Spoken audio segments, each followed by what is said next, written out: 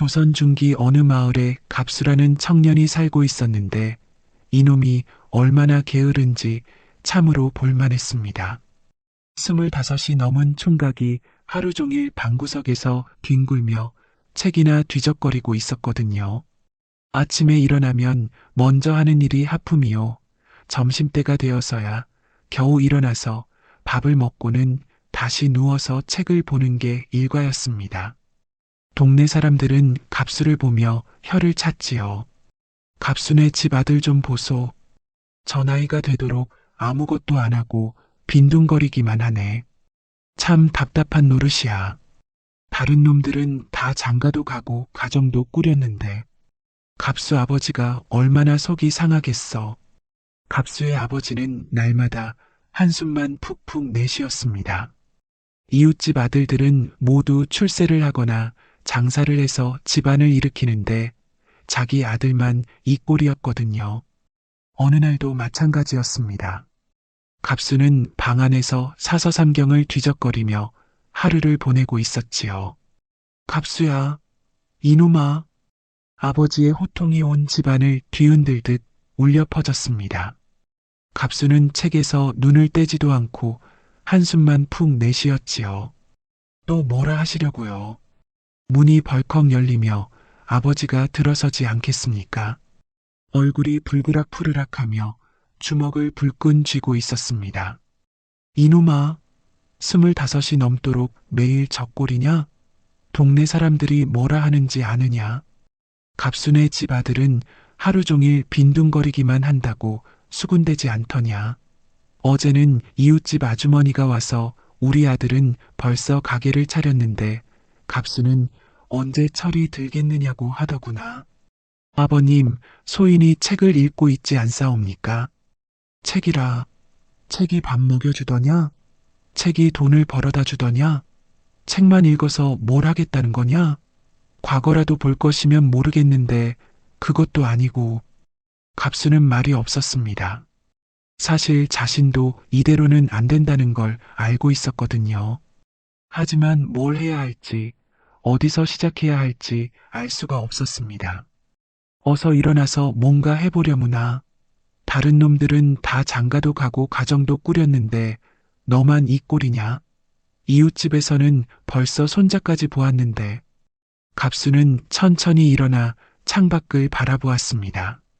저 멀리 푸른 산이 보이지요. 문득 무언가에 이끌리는 느낌이 들었습니다. 마치 그 산이 자신을 부르는 것 같았거든요. 그럼 저 산에나 다녀오겠사옵니다. 산? 산에서 뭘 하게? 또 놀러 가겠다는 거냐? 그런 게 아니라 뭔가 찾을 것이 있을지도 모르지요. 하늘이 저에게 길을 보여주실지도 모르니까요. 아버지는 한숨을 길게 내쉬며 고개를 저었습니다. 길? 무슨 길을 찾겠다는 거냐? 그런 식으로는 평생 아무것도 못 이룬다. 그러나 갑수의 눈빛에는 처음으로 무언가 다른 빛이 서려 있었지 않겠습니까? 마치 운명이 그를 부르는 것 같았지요. 아버님, 사흘만 시간을 주시옵소서. 돌아와서는 반드시 일을 찾아보겠사옵니다. 아버지는 더 이상 말릴 수가 없었습니다. 아들의 눈빛이 평소와 달랐거든요. 이튿날 새벽 갑수는 간단한 짐을 꾸려 집을 나섰습니다. 쌀 몇 홉과 건어물, 그리고 붓과 벼룩까지 챙겼지요. 왜 붓을 챙기는지 자신도 몰랐지만 왠지 필요할 것 같았습니다. 산길을 따라 깊이 들어가니 처음 보는 풍경이 펼쳐졌습니다. 깊은 계곡과 울창한 숲, 그리고 맑은 물소리가 귓가에 들려왔지요. 갑수는 자신도 모르게 발걸음이 가벼워졌습니다. 한참을 걸어가니 인적 드문 골짜기에 허름한 초가집 하나가 눈에 띄었지요. 지붕은 군데군데 뚫려 있고 담장은 무너져 내렸습니다. 그야말로 몰락한 집의 모습이었거든요. 저곳에 사람이 사나? 가까이 가보니 집안에서 훌쩍이는 소리가 들렸습니다. 문틈으로 살짝 들여다보니 한 늙은 양반이 백발을 휘날리며 울고 있고 그 옆에는 20살쯤 된 아름다운 처녀가 아버지를 달래고 있지 않겠습니까? 아버님, 울지 마셔요. 하늘이 우리를 버리지는 않으실 것이옵니다. 매양아, 우리가 무슨 죄를 지었다고 이런 억울한 일을 당해야 하느냐. 하루아침에 집안이 풍비박산이 나고 이 깊은 산중에서 숨어 지내야 하다니 내가 무슨 면목으로 조사님들을 뵐 수 있겠느냐. 갑수는 가슴이 뭉클해졌습니다. 저들에게 무슨 일이 일어난 것일까요? 그 울음소리가 너무나 애절해서 그냥 지나칠 수가 없었거든요. 그때 갑수의 발걸음 소리를 들었는지 늙은 양반이 문을 열고 나왔습니다. 누구시오? 이런 깊은 산 중에 웬일이시오? 갑수는 급히 인사를 하였지요. 소인은 갑수라고 하는 사람이옵니다. 길을 잃어 이곳까지 왔사온데 혹시 도움이 필요하신 것은 아닌지 울음소리가 들려서 그만. 늙은 양반은 갑수를 위아래로 훑어보았습니다. 인상이 선량해 보였거든요. 아, 그러시구나. 나는 박헌도라고 하오. 원래는 한양에서 벼슬을 하던 몸이었는데 지금은 이 꼴이요. 박헌도는 눈물을 글썽이며 자신의 사연을 천천히 털어놓았습니다. 간악한 사또가 위조 문서를 만들어 자신을 모함했고 뇌물을 받았다는 누명을 씌워 하루아침에 집안이 풍비박산이 났다는 것이었지요. 그 사또 놈이 저를 제거하려고 꾸민 일이요. 제가 사또의 부정을 알고 있다고 생각해서 말이요. 원래 우리 집안은 대대로 청렴결백한 가문이었소. 할아버지도 아버지도 모두 깨끗한 관리셨는데 하루아침에 이런 누명을 쓰고 모든 걸 잃었소. 박헌도의 목소리에는 분노와 슬픔이 뒤섞여 있었습니다. 그래서 이 깊은 산 중에서 딸아이와 둘이서 숨어 지내고 있다오. 관가에서 계속 찾고 있어서 나갈 수도 없고 이때 매양이 문 뒤에서 살며시 나타났습니다. 갑수는 그녀를 보는 순간 가슴이 쿵 내려앉았지요. 산골 처녀답지 않게 단아하고 아름다운 모습이었거든요. 고운 얼굴에 맑은 눈동자 그리고 슬픔 속에서도 품위를 잃지 않는 자태가 참으로 인상적이었습니다. 비록 낡은 옷을 입고 있었지만 그 기품만은 숨길 수 없었지요. 아씨, 갑수의 입에서 절로 감탄이 나왔습니다. 매양은 부끄러워하며 고개를 숙였지요. 아버님, 손님께 식사라도 대접해야 하지 않을까요? 그게 우리도 먹을 것이 없어서 죄송하오. 갑수는 마음이 아팠습니다.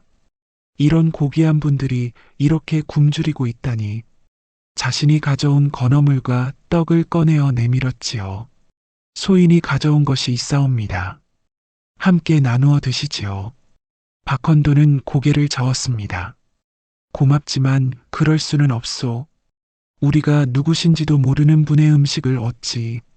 아버님께서 억울한 일을 당하셨다니 소인이 뭔가 도움이 될 수 있을지도 모르옵니다. 이런 일에는 반드시 하늘의 뜻이 있는 법이지요. 갑수의 진솔한 말에 매양이 고개를 들어 그를 바라보았습니다. 그 눈빛에 희망이 서려 있었지요. 아씨, 소인이 있지 않사옵니까? 반드시 길을 찾아드리겠소. 이 말을 듣는 순간 매양의 마음에 무언가 따뜻한 것이 피어올랐습니다. 절망 속에서 만난 한 줄기 빛 같았거든요. 그리고 갑수 또한 자신도 모르게 이 집안을 위해 무엇인가 해야겠다는 사명감이 가슴 깊이 자리 잡았지요. 박헌도는 갑수의 진심을 느꼈습니다. 총각 고맙소. 하지만 이 일은 쉽지 않을 것이오. 그 사또란 놈이 얼마나 강교하고 권세가 센지 지금까지 수많은 사람들이 그놈의 횡포에 당했소. 아버님, 아무리 강교한 놈이라도 하늘의 뜻을 어길 수는 없지 않겠사옵니까? 소인이 비록 보잘것없는 몸이지만 정의를 위해서라면 목숨도 아깝지 않사옵니다. 갑수의 당당한 말에 박헌도의 눈에도 희망이 번졌습니다. 그동안 절망만 했는데 이런 의로운 청년을 만나다니. 그날 저녁 세 사람은 함께 식사를 했습니다. 갑수가 가져온 음식이 전부였지만 오랜만에 따뜻한 식사였지요. 매양은 갑수가 가져온 쌀로 죽을 끓여주었는데 그 솜씨가 보통이 아니었습니다.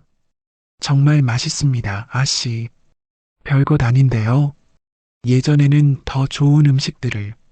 매양의 말이 끝나기 전에 박헌도가 말을 끊었습니다. 옛일은 그만두자.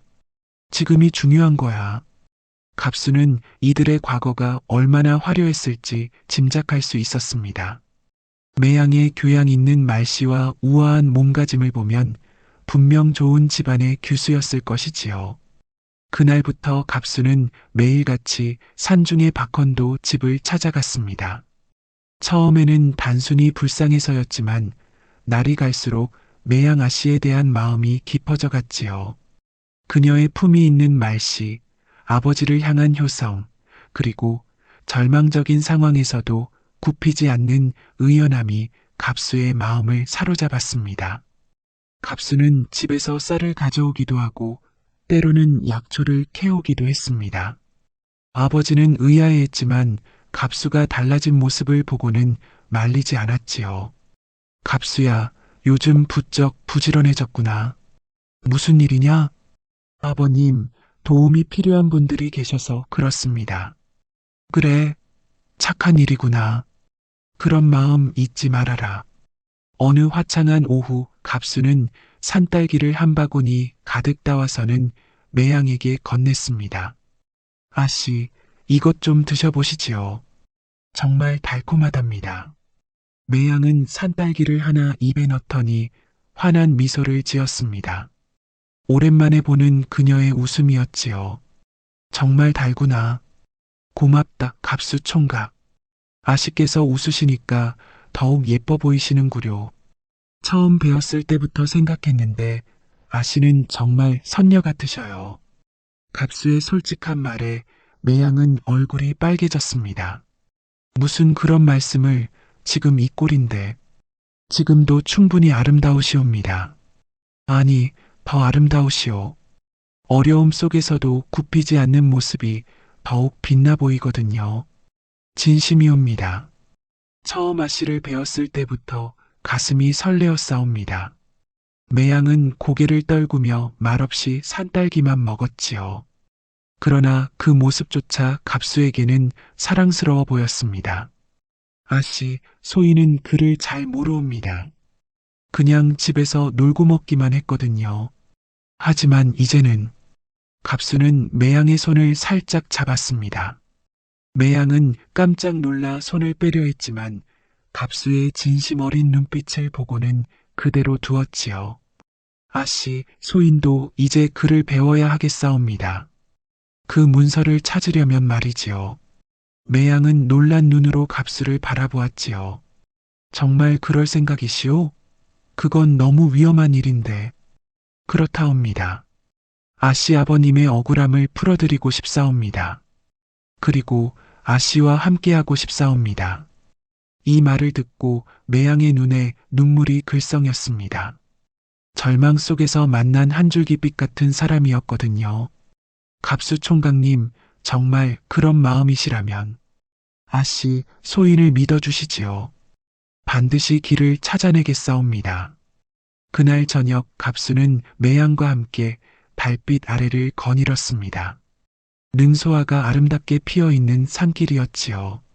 주황빛 꽃들이 달빛에 비쳐 더욱 곱게 보였습니다. 이 꽃 이름이 무엇인지 아시오? 매양이 물었습니다. 잘 모르겠사옵니다. 예쁘긴 하온데. 능소화라고 하는 꽃이지요. 꿈을 이뤄준다는 꽃이라고 하더이다. 어머니께서 살아계실 때 말씀해 주신 것인데 이 꽃을 보면 소원이 이뤄진다고 하셨어요. 갑수는 능소화 한 송이를 따서 매양의 머리에 꽂아 주었습니다. 그럼 우리의 꿈이 이뤄지겠구려. 매양은 부끄러워하며 꽃을 만졌지요. 그 순간 두 사람의 마음이 하나가 되는 것 같았습니다. 갑수 총각님, 정말 고맙나이다. 아버님도 요즘 많이 밝아지셨어요. 총각님을 만난 후로 희망을 가지게 되셨거든요. 소인이 더 고맙사옵니다. 아씨를 만나서 소인의 인생이 바뀌었사옵니다. 이제야 무엇을 위해 살아야 하는지 알겠사옵니다. 두 사람은 달빛 아래서 서로를 바라보며 조용히 미소 지었습니다. 어느새 갑수는 그저 게으른 청년이 아니라 사랑하는 사람을 위해 무엇이든 할 수 있는 남자가 되어 있었지요. 며칠이 더 지나자 갑수와 매양의 사이는 더욱 깊어졌습니다. 갑수는 매일 새로운 것들을 가져왔지요. 산나물도 캐오고 약초도 구해오고 때로는 멀리까지 가서 쌀도 구해왔습니다. 아씨, 오늘은 꿀을 구해왔사옵니다. 어머, 꿀을? 어디서 구하셨어요? 멀리 양봉하는 노인이 계시더이다. 사정을 말씀드렸더니 조금 나누어 주시더군요. 매양은 갑수의 정성에 감동했습니다. 자신들을 위해 이렇게까지 해주다니. 갑수 총각님, 저희 때문에 너무 고생하시는 게 아닌가요? 고생이라니요. 소인에게는 기쁨이 옵니다. 아씨와 아버님께서 편안해 하시는 것을 보면 마음이 든든하거든요. 박헌도도 갑수를 점점 아껴 했습니다.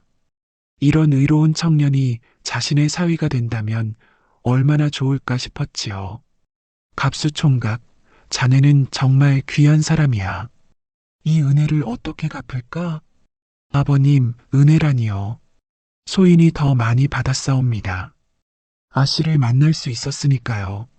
어느 날 저녁 갑수는 매양에게 자신의 마음을 털어놓았습니다. 아씨, 소인이 고백할 것이 있사옵니다. 무엇이지요? 소인, 아씨를 사랑하게 되었사옵니다. 처음엔 그저 불쌍한 마음이었는데 이제는 아씨 없이는 살 수 없을 것 같사옵니다. 매양은 얼굴이 빨개졌지만 고개를 끄덕였습니다. 저도 총각님을 좋아하게 되었어요. 총각님이 없었다면 저희는 어떻게 되었을까요? 그럼 아씨, 이 일이 다 끝나면 저와 함께 해주시겠사옵니까? 네, 기꺼이. 두 사람의 사랑이 이렇게 확인되었지요. 하지만 앞으로 험난한 길이 기다리고 있었습니다. 박헌도를 모함한 위조 문서를 찾으려면 사또 집에 들어가야 했습니다. 갑수는 며칠을 고민하다가 큰 결심을 하였지요. 아씨, 소인이 사또 집 머슴으로 들어가겠사옵니다. 매양은 깜짝 놀랐습니다. 그게 무슨 말씀이시오? 너무 위험하지 않사옵니까? 다른 방법이 없사옵니다. 그 문서를 찾아야 아버님의 억울함을 풀 수 있사옵니다. 박헌도도 깜짝 놀라며 말렸습니다. 갑수 총각, 그건 안 돼요. 사또가 얼마나 간악한 놈인지 아시오? 자네까지 위험에 빠뜨릴 수는 없소.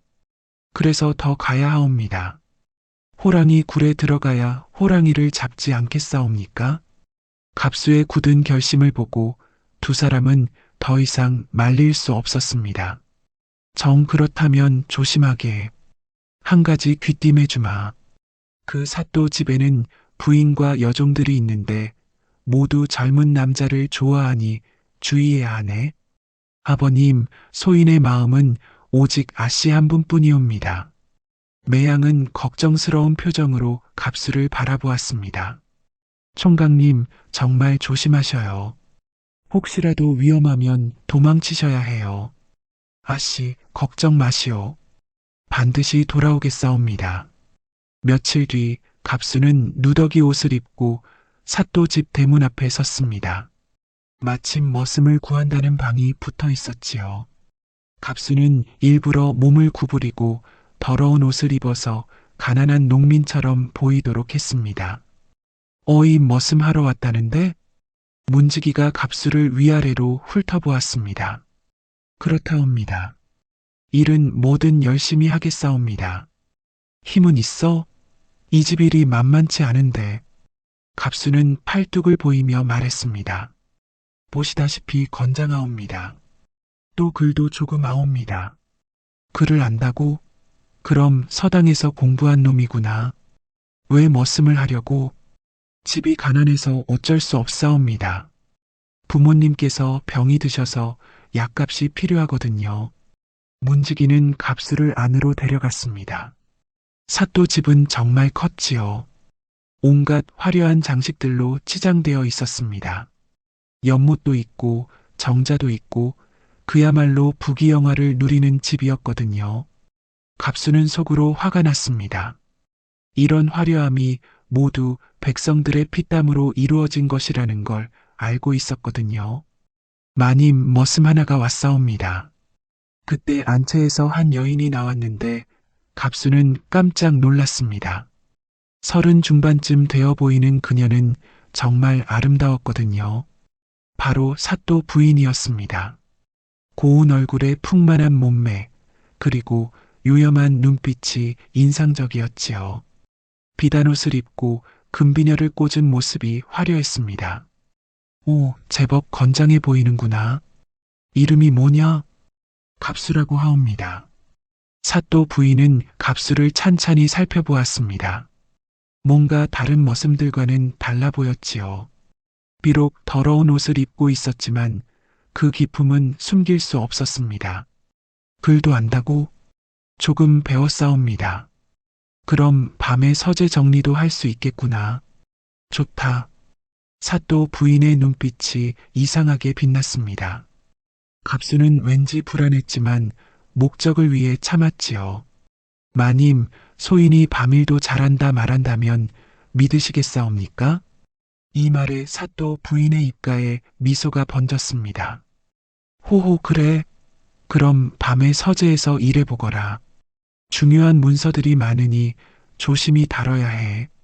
갑수의 가슴이 뛰었습니다.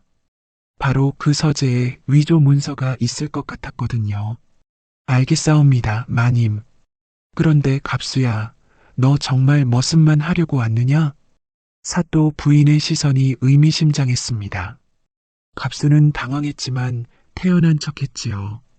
그저 먹고 살기 위해서옵니다. 그래도 잘생긴 놈이 이런 곳에서 머슴 노릇을 하다니. 아깝구나. 갑수는 사또 부인의 시선이 부담스러웠지만 목적을 위해 견디기로 했습니다. 매양 아씨와 박헌도를 생각하면서 말이지요. 첫날 밤 갑수는 서재로 향했습니다. 서재는 정말 컸지요. 온갖 책들과 문서들이 가득했습니다. 갑수는 조심스럽게 문서들을 들춰보기 시작했지요. 하지만 워낙 많은 문서들이 있어서 쉽게 찾을 수가 없었습니다. 이 많은 문서 중에서 어떻게 찾지? 갑수는 한숨을 내쉬었습니다. 하지만 포기할 수는 없었지요. 며칠이 지나자 갑수 주변에는 묘한 기류가 흘렀습니다. 사또 집의 여종 점순이가 갑수에게 자꾸 관심을 보였거든요. 점순은 16살쯤 된 어린 계집아이였는데 갑수만 보면 얼굴이 빨개졌지요. 갑수 오라버니, 이거 드시지요. 점순이는 몰래 좋은 음식을 갑수에게 가져다 주었습니다. 흰 쌀밥에 나물 반찬까지 정성스럽게 준비해 왔지요. 고맙긴 한데 괜찮은 거냐? 들키면 너만 혼날 텐데. 괜찮나이다. 오라버니는 다른 머슴들과 다르시어요. 뭐가 다르다는 거냐? 글도 아시고 품위도 있으시고 정말 머슴 같지 않으셔요. 말씀하시는 것도 다르고요. 갑수는 들킬까봐 조마조마했습니다. 하지만 점순이의 순수한 마음은 고마웠지요. 점순아, 고맙다. 하지만 너무 자주 오면 들킬 수 있으니 조심해라. 네, 오라버니. 그런데 오라버니 마음에 드는 사람이 따로 있으신가요? 갑수는 매양 아씨를 떠올렸습니다. 그런 건 내가 알 바 아니다. 점수는 슬펐지만 고개를 끄덕였지요. 하지만 마음속으로는 갑수를 포기할 수 없었습니다. 그런데 며칠 뒤 사또 부인의 친구인 화순 마님이 찾아왔습니다. 그녀 역시 젊고 아름다운 과부였지요. 30살쯤 되어 보이는데 사또 부인 못지않게 요염했습니다. 남편을 일찍 여의고 혼자 살고 있는 부잣집 과부였거든요. 언니 새로운 머슴이 제법 잘생겼다며? 그렇지. 한번 보겠어? 화순이 갑수를 보는 순간 눈이 반짝였습니다. 어머, 정말 잘생겼네. 이런 남자가 머슴을 하다니. 정말 아깝다. 그렇지? 나도 그 생각이야. 두 부인이 갑수를 두고 은밀한 시선을 주고받았습니다. 갑수는 몹시 불편했지요. 저녁이 되자 화순이 갑수를 불렀습니다.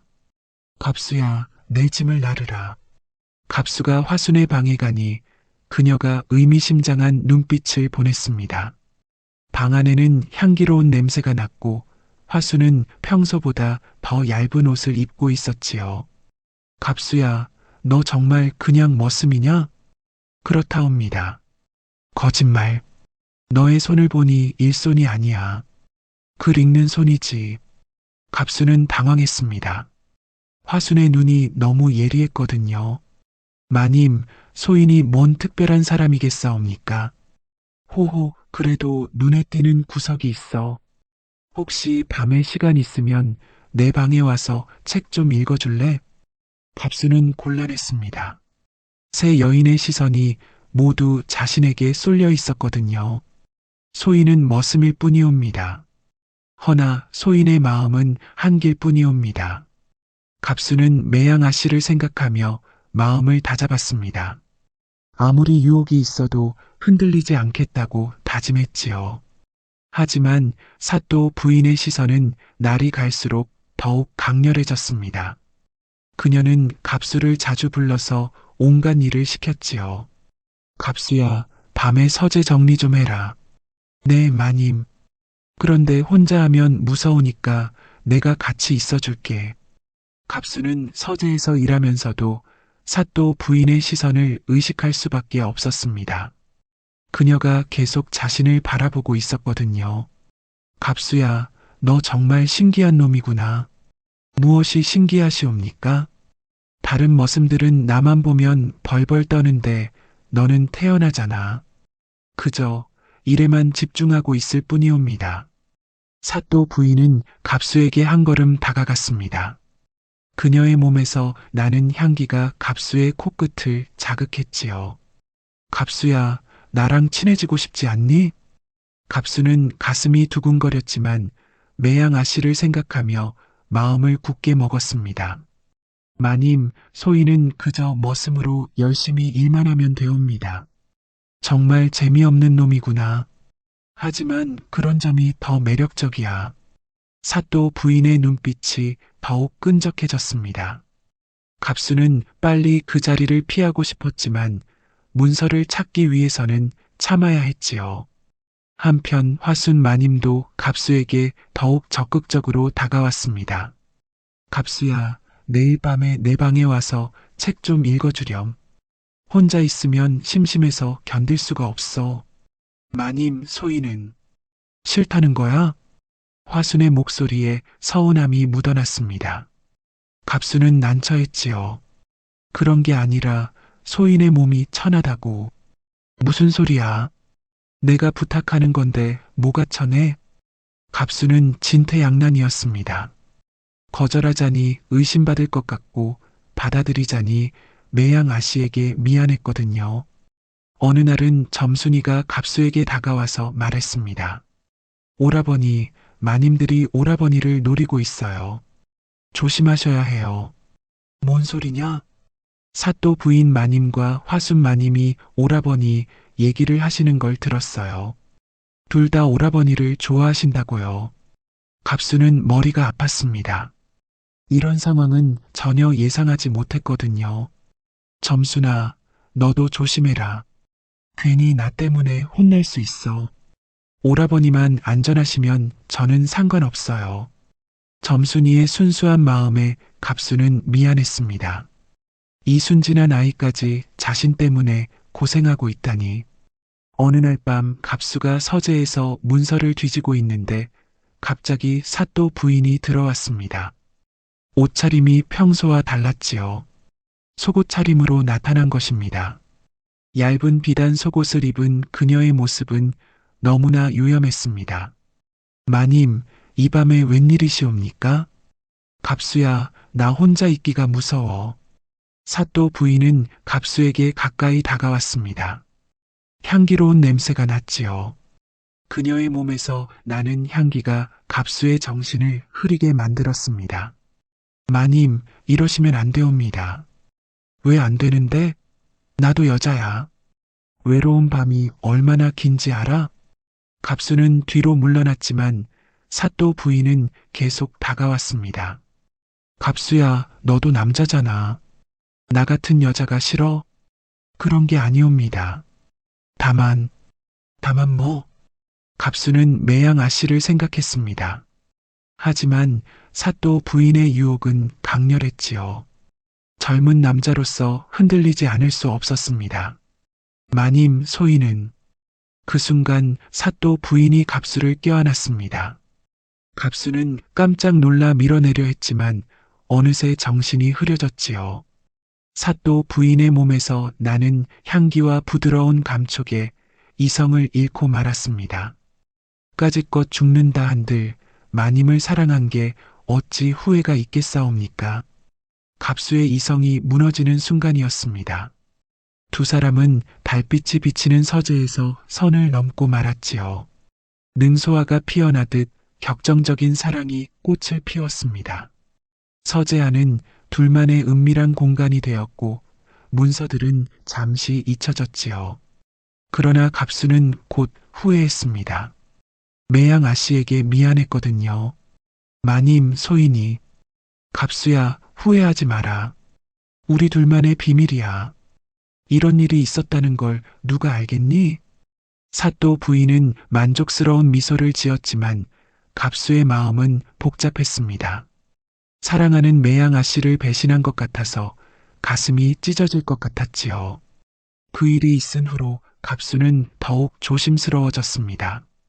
하지만 사또 부인은 오히려 더 적극적이 되었지요. 갑수야, 오늘 밤에도 서재에서 만나자. 마님, 그러면 안 되옵니다. 왜? 벌써 나를 싫어하게 됐어? 갑수는 진퇴양난이었습니다. 문서를 찾아야 하는데 사또 부인 때문에 일이 복잡해졌거든요.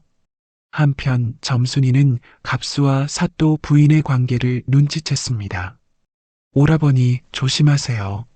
마님이 오라버니를 노리고 있어요. 알고 있다. 고마워. 오라버니는 저 같은 사람은 안 좋아하시겠지요? 점순이의 순수한 눈빛에 갑수는 마음이 아팠습니다. 점순아, 넌 좋은 아이다. 하지만 내겐 이미 알아요. 오라버니 마음에 다른 사람이 있다는 거. 갑수는 매양 아씨를 생각하며 가슴이 먹먹해졌습니다. 자신이 저지른 일이 얼마나 잘못된 것인지 깨달았거든요. 화순 마님도 갑수에게 더욱 집요하게 달려들었습니다. 갑수야, 나도 외로운 과부 신세인데 좀 친하게 지내면 안 될까? 마님, 소인의 신분으로는. 신분이 뭐가 중요해? 마음이 중요하지. 갑수는 새 여인 사이에서 갈등했습니다. 점순이의 순수한 사랑, 사또 부인의 격정적인 유혹, 화순의 끈질긴 구애. 하지만 그의 마음은 오직 매양아 씨에게만 있었지요. 어느 날 밤 갑수는 산중의 박헌도 집을 몰래 찾아갔습니다. 매양을 보고 싶었거든요. 갑수 총각님, 어떻게 되어가고 있어요? 조금씩 진전이 있사옵니다. 하지만 갑수는 자신이 저지른 일을 고백할 수 없었습니다. 매양의 맑은 눈을 보니 더욱 죄스러웠지요. 힘드시죠? 위험한 일인데. 아니옵니다. 아씨를 위해서라면 뭐든 할 수 있사옵니다. 매양은 갑수의 손을 잡고 말했습니다. 총각님, 무리하지 마세요. 총각님이 다치시면 저는 어떻게 해요? 갑수는 매양의 따뜻한 마음에 더욱 죄책감을 느꼈습니다. 하지만 이미 저지른 일을 돌이킬 수는 없었지요. 갑수는 날이 갈수록 조급해졌습니다. 문서를 찾아야 하는데 여인들의 관심 때문에 마음껏 뒤질 수가 없었거든요. 특히 사또 부인이 자꾸 밤에 찾아와서 일을 방해했지요. 어느 날 밤 갑수는 큰 결심을 했습니다. 사또가 출장을 간 사이 안방까지 들어가서 문서를 찾기로 한 것이지요. 이번이 마지막 기회라고 생각했습니다. 먼저 점순이를 따돌려야 했습니다. 점순아, 오늘 밤엔 일찍 쉬어라. 내가 혼자 하겠다. 오라버니, 무슨 일 있으세요? 요즘 이상하세요. 아무것도 아니다. 그냥 좀 피곤해서 그런다. 점순이는 아쉬워하며 자리를 떴습니다. 하지만 뭔가 이상하다는 느낌을 지울 수 없었지요. 다음은 화순이었습니다. 그녀가 갑수를 부르려 했지만 갑수는 핑계를 대고 피했지요. 마님, 오늘은 중요한 일이 있어서 늦게까지 일해야 하옵니다. 뭔 일인데 그렇게 바빠? 서재 정리를 마저 끝내야 해서 그렇나이다. 화수는 아쉬워했지만 물러갔습니다. 마지막으로 사또 부인이었습니다. 그녀는 밤늦게 갑수를 찾아왔지요. 갑수야, 오늘도 같이 있자. 마님, 오늘은 정말 중요한 일이 있사옵니다. 뭔 일이 나보다 중요해? 갑수는 고민하다가 거짓말을 했습니다. 사실 머리가 너무 아파서 쉬고 싶사옵니다. 사또 부인은 의심스러워했지만 갑수의 얼굴이 창백해 보여서 물러갔지요. 그럼 푹 쉬어. 내일 보자. 드디어 혼자가 된 갑수는 조심스럽게 사또의 안방으로 향했습니다. 문을 살짝 열고 들어가니 커다란 서한과 함께 수많은 문서들이 보였지요. 이제 찾아보자. 갑수는 하나하나 문서를 들춰보았습니다. 대부분은 평범한 공문들이었지만 서한 깊숙한 곳에서 수상한 문서를 발견했지요. 이게 뭐지? 문서를 자세히 보니 박헌도의 이름이 적혀 있었습니다. 그런데 글씨가 어딘가 어색했지요. 이거 위조된 것 같은데? 갑수는 더 자세히 살펴보았습니다. 인장도 이상하고 종이의 질도 달랐지요. 분명히 위조 문서였습니다. 이 문서가 세상을 뒤집을 증거로구나. 갑수는 가슴이 뛰었습니다. 드디어 찾았다. 박헌도를 모함한 위조 문서를. 그런데 그때 뒤에서 소리가 났습니다. 뭘 하고 있는 거야? 갑수는 깜짝 놀라 뒤돌아보니 사또 부인이 서 있었습니다. 마님, 내가 머리 아프다더니 거짓말이었구나. 여기서 뭘 하는 거야? 갑수는 재빨리 문서를 품속에 숨겼습니다. 아무것도 아니옵니다. 거짓말. 뭔가 훔치려 했지? 사또 부인의 눈빛이 차가워졌습니다. 갑수는 위기를 느꼈지요. 마님, 오해입니다. 소인은 그럼 품속에 뭘 숨기고 있는 거야? 내놔. 갑수는 고민했습니다. 이대로 들키면 모든 게 끝장이었거든요. 마님, 소인을 믿어주시지요. 믿어? 지금 내 남편의 서재를 뒤지고 있는 놈을 어떻게 믿어? 그때 갑수는 마지막 카드를 꺼냈습니다. 마님, 소인이 마님을 사랑한다고 하지 않았사옵니까? 그런 소인을 의심하시는 겁니까? 사또 부인은 잠시 망설였습니다. 갑수에 대한 감정 때문에 판단이 흐려진 것이지요. 정말 다른 건 아니지? 그렇다옵니다. 마님께 드릴 편지를 쓰려고 종이를 찾던 것뿐이옵니다. 사또 부인은 갑수의 말을 믿었습니다. 사랑에 눈이 먼 것이지요. 그럼 됐어. 하지만 다음엔 미리 말해. 갑수는 안도의 숨을 내쉬었습니다. 간신히 위기를 넘겼거든요. 다음날 새벽 갑수는 몰래 사또 집을 빠져나왔습니다. 위조 문서를 품에 간직한 채로 말이지요. 하지만 마음은 복잡했습니다. 사또 부인과의 일 때문에 매양에게 미안했거든요. 산중에 박헌도 집에 도착하니 매양이 걱정스러운 표정으로 맞았습니다. 갑수 총각님, 어떻게 되었어요? 얼굴이 안 좋아 보여요. 아씨, 찾았사옵니다. 갑수는 위조 문서를 꺼내 보였습니다. 박헌도가 그것을 보더니 눈물을 글썽였지요. 이게 그 문서로구나. 정말 위조된 것이야. 이 글씨체, 내 글씨체가 아니야. 아버님, 이제 억울함을 풀 수 있사옵니다. 박헌도는 갑수의 손을 잡고 말했습니다. 갑수 총각, 정말 고맙소. 자네가 아니었다면. 아버님, 이제 한양으로 가서 이 문서를 제출해야 합니다. 갑수와 박헌도는 즉시 한양으로 향했습니다. 사원부에 이 문서를 제출하기 위해서였지요. 매양은 집에서 기다렸습니다. 사원부 어른, 억울한 일을 당한 백성이 호소하려 하옵니다. 사원부 관리가 갑수와 박헌도를 맞았습니다. 무슨 일인가? 박헌도가 자신의 사연을 자세히 말하고 갑수가 위조 문서를 제출했습니다. 이게 바로 저를 모함한 위조 문서입니다. 사원부 관리들이 문서를 자세히 살펴보니 분명히 위조된 것이었지요. 이건 명백한 위조다. 인장도 가짜고 종이도 다르고 글씨체도 어색하다. 그럼 박헌도의 무죄가 입증되는 건가? 당연하다. 이런 증거가 있는데 뭘 더 바라겠는가? 사원부는 즉시 사또를 체포하라는 명령을 내렸습니다. 사또와 관련된 관리들도 모두 조사를 받게 되었지요. 한편 사또 집에서는 큰 혼란이 일어났습니다. 갑수가 사라진 것을 알게 된 사또 부인은 크게 당황했지요. 갑수가 어디 갔지? 설마. 그때 관아의 포졸들이 들이닥쳤습니다. 사또를 체포하라. 사또는 급히 도망치려 했지만 이미 집이 포위된 상태였지요. 이게 무슨 일이냐? 위조 문서 작성과 무고죄로 체포한다. 사또 부인은 그제서야 갑수의 정체를 깨달았습니다. 그가 단순한 머슴이 아니라 박헌도를 도우러 온 사람이었다는 것을 말이지요.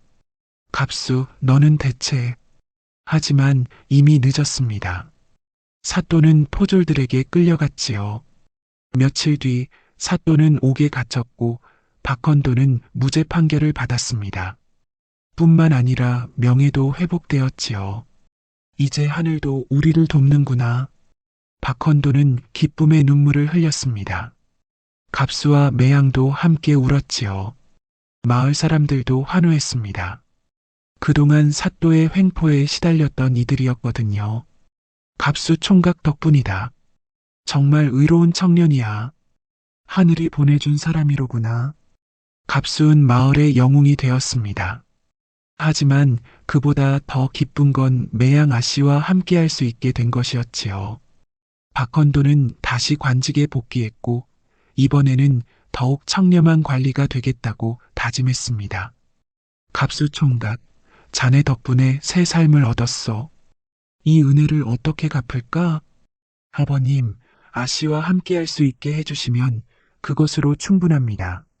며칠 뒤 갑수와 매양의 혼례가 열렸습니다. 마을 사람들이 모두 축하해 주었지요. 박헌도는 최고급 비단으로 혼례복을 마련해 주었고 성대한 잔치를 벌였습니다. 갑수야, 정말 잘했다. 이런 현숙한 며느리를 얻다니. 갑수의 아버지도 기뻐했습니다. 그동안 게으르기만 했던 아들이 이렇게 의로운 일을 해내다니. 아버님, 그동안 걱정 끼쳐드려 죄송했사옵니다. 무슨 소리냐? 내가 이런 훌륭한 일을 해냈는데 이제야 내 아들이 어떤 사람인지 알겠구나. 혼례식이 시작되었습니다. 갑수는 능소와 한 송이를 매양의 머리에 꽂아 주었지요. 아씨, 우리의 꿈이 이루어졌나이다. 갑수 총각님, 아니 서방님, 정말 고맙사옵니다.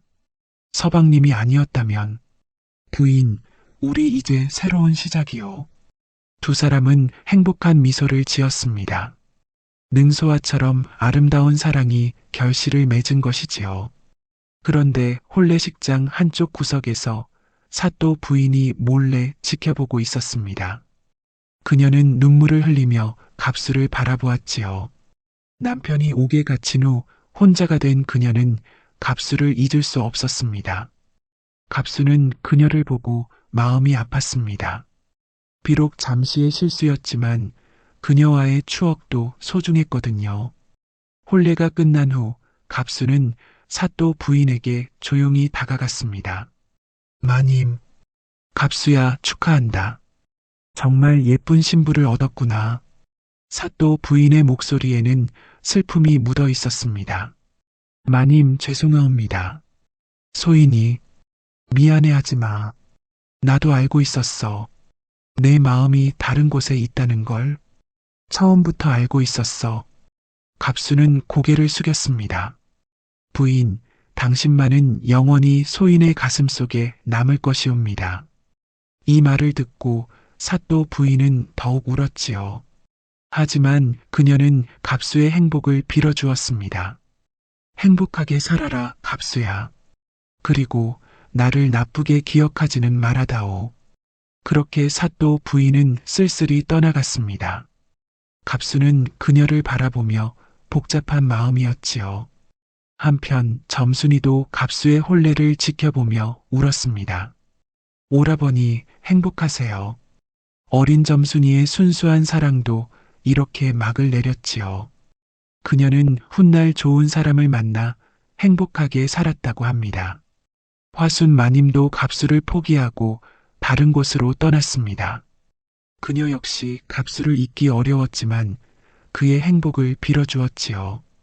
그날 밤 갑수와 매양은 신방에서 서로를 바라보며 말했습니다. 서방님, 정말 꿈 같아요. 아씨, 아니 부인. 우리가 이렇게 함께할 수 있어서 정말 다행이요. 서방님이 아니었다면 아버님의 억울함도 풀지 못했을 거예요.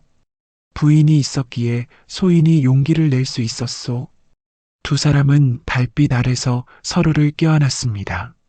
능소화가 만개한 것처럼 아름다운 사랑이었지요. 서방님, 앞으로 어떻게 사실 건가요? 부인 소인이 이제 제대로 된 일을 찾아서 열심히 하겠소. 아버님도 도와드리고 우리 가정도 잘 꾸려나가겠소. 저도 현숙한 아내가 되도록 노력하겠어요. 그렇게 갑수는 사랑하는 사람과 결혼했고 정의도 구현했습니다. 비록 그 과정에서 여러 여인들의 마음을 아프게 했지만 진정한 사랑의 힘으로 모든 어려움을 이겨낸 것이지요. 세월이 흘러 갑수와 매양은 행복한 가정을 꾸렸습니다. 아들, 딸도 낳고 박헌도는 다시 벼슬에 나가 청렴한 관리가 되었지요. 갑수도 장사를 시작해서 제법 성공했습니다. 몇 년 후 갑수는 우연히 사또 부인을 다시 만났습니다. 그녀는 남편이 죽은 후 혼자 살고 있었지요. 갑수야, 오랜만이구나. 마님, 그동안 어떻게 지내셨습니까? 그럭저럭 살고 있어. 너는 잘 사는 것 같구나. 마님도 좋은 분 만나시길. 아니야. 나는 이제 혼자가 편해. 너와의 추억만으로도 충분해. 갑수는 그녀를 보며 마음이 아팠지만 이미 지나간 일이었지요. 점순이는 훗날 마을의 한 총각과 결혼해서 행복하게 살았다고 합니다. 갑수에 대한 첫사랑은 아름다운 추억으로 남았지요. 화순 마님은 다른 고을로 이사를 가서 새로운 삶을 시작했습니다. 그녀도 결국 좋은 사람을 만나 재혼했다고 전해집니다. 갑수는 가끔 능소화를 보면 그때를 떠올렸습니다. 사또 부인과의 뜨거운 밤, 점순이의 순수한 사랑, 화순의 끈질긴 구애, 모든 것이 꿈 같았지요. 하지만 진정한 사랑은 매양과의 사랑이었습니다. 시련 속에서도 변하지 않는 마음, 서로를 위해 희생할 수 있는 마음이야말로 진짜 사랑이었거든요. 어느 날 갑수는 아들에게 말했습니다. 얘야, 아버지가 젊었을 때 이런 일이 있었단다. 그리고 갑수는 자신의 이야기를 들려주었지요. 물론 사또 부인과의 일은 빼고 말입니다. 아버지, 정말 대단하세요. 정의를 위해 목숨을 걸다니. 얘야, 사람은 옳은 일을 위해서라면 용기를 내야 한다. 그리고 진정한 사랑을 만나면 그 사랑을 지켜내야 하고, 갑수의 아들은 고개를 끄덕였습니다. 참으로 신기한 일이었소이다. 게으른 청년이 사랑을 만나 의로운 사람으로 변하다니. 역시 사랑의 힘은 사람을 바꾸는구려. 그렇게 갑수의 이야기는 오늘날까지 전해지고 있습니다. 삶의 위기 속에서도 희망과 용기를 잃지 않으면 반드시 길이 열린다는 교훈과 함께 말이지요. 능소화는 지금도 산중에서 곱게 피어납니다. 꿈을 이루고자 하는 이들에게 희망을 주면서 말이에요. 그리고 진정한 사랑이 무엇인지를 알려주면서요. 갑수와 매양의 후손들은 대대로 번창했고 그들의 사랑 이야기는 마을 사람들 사이에서 전설이 되었습니다. 젊은 남녀들이 사랑에 빠지면 능소화 피는 곳에서 맹세를 하곤 했지요. 우리도 갑수와 매양처럼 변치 않는 사랑을 하자.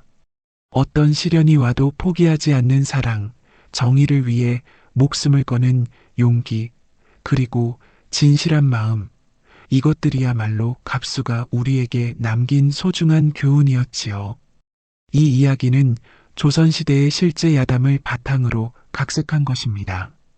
갑수라는 평범한 청년이 사랑을 통해 성장하고 정의를 실현하는 과정을 그렸습니다. 비록 그 과정에서 실수도 있었지만 결국 진정한 사랑과 정의가 승리한다는 메시지를 담았지요. 독자 여러분도 갑수처럼 용기 있는 삶을 사시기 바랍니다. 그리고 진정한 사랑을 만나시기를 바라며 이 이야기를 마칩니다. 야담 도깨비를 찾아주신 여러분 감사합니다. 오늘도 재밌는 이야기로 여러분을 즐겁게 해드리겠습니다. 그 전에 좋아요와 구독 버튼 꼭 부탁드립니다. 그럼 시작할게요. 옛적 경상도 한 고을에 재산 많고 나이 26인 과부 하나 있었는데 성은 최씨요, 이름은 월하라 했지요. 남편을 일찍 여의고 홀로 큰 기와집을 지키며 살았는데 그 기와집이란 것이 대문간부터 사랑채, 안채, 행랑채까지 두루 갖춘 양반집이요. 뒷뜰에는 연못과 정자까지 있는 호화로운 저택이었답니다. 월하는 어려서부터 총명하기로 소문났고 글을 읽고 쓸 줄 알았으며 시문에도 조예가 깊었어요. 남편이 사업차 한양에 올라갔다가 돌림병으로 세상을 떠난 지 벌써 3년이 지났지만 아직 젊고 아름다운 그녀에게 혼담이 끊이지 않았지요. 하지만 월하는 모든 청혼을 거절하며 홀로 지내기를 고집했어요. 그녀의 유일한 낙은 5일장마다 희귀한 물건을 찾아 사들이는 것이었지요. 진주, 비취, 고려청자는 물론이요. 중국에서 온 비단과 향료, 때로는 서역에서 온 신기한 보석까지 가리지 않고 사들였어요. 고을 사람들은 과부님 취미가 별나시다며 혀를 찼지만 월하에게는 그것이 외로운 일상에 활력을 주는 소중한 시간이었답니다. 어느 봄날 복숭아꽃이 흐드러지게 핀 4월 초파일이었어요. 아침부터 따스한 햇살이 내리쬐고 새들이 지저귀는 화창한 날씨였지요.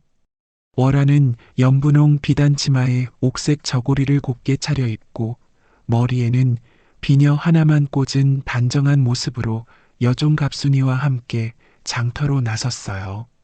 아씨, 오늘은 뭘 사실 작정이신가요? 글쎄다. 가서 보면 알겠지. 월하는 미소를 지으며 걸음을 재촉했어요.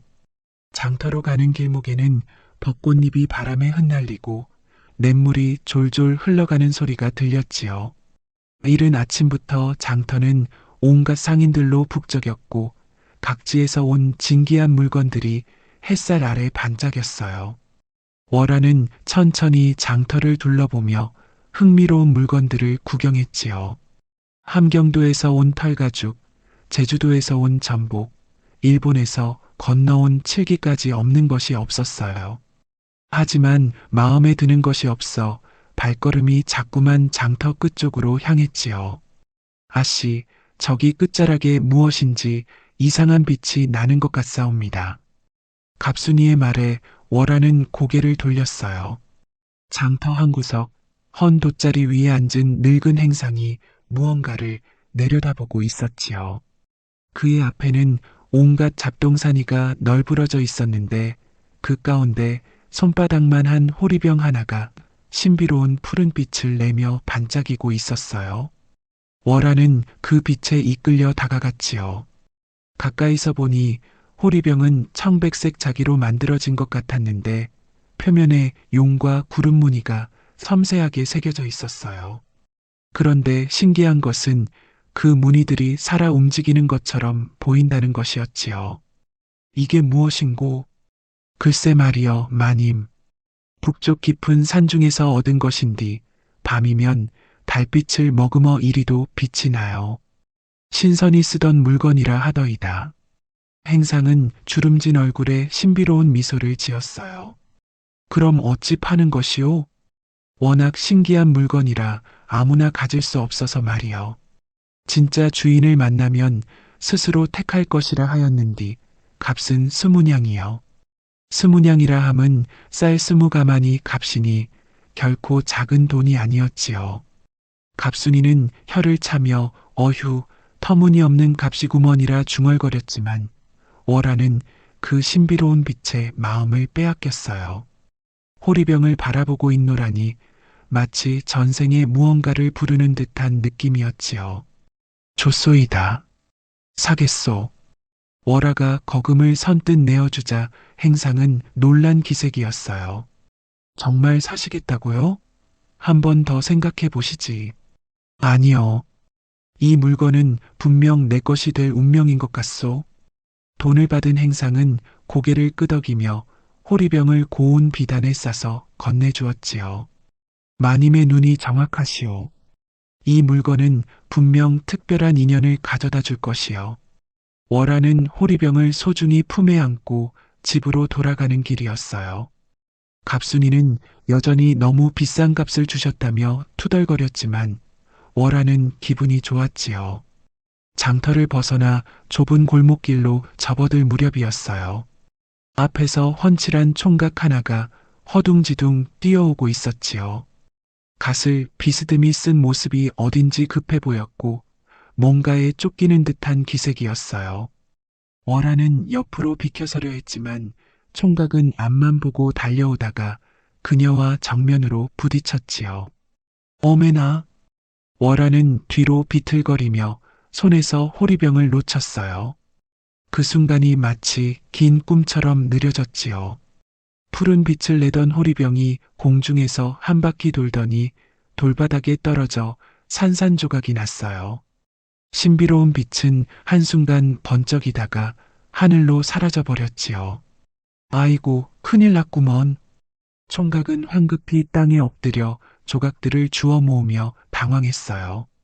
키는 훤칠하고 어깨는 넓었으며 갓을 벗은 머리에서 검은 머리카락이 바람에 흩날렸지요.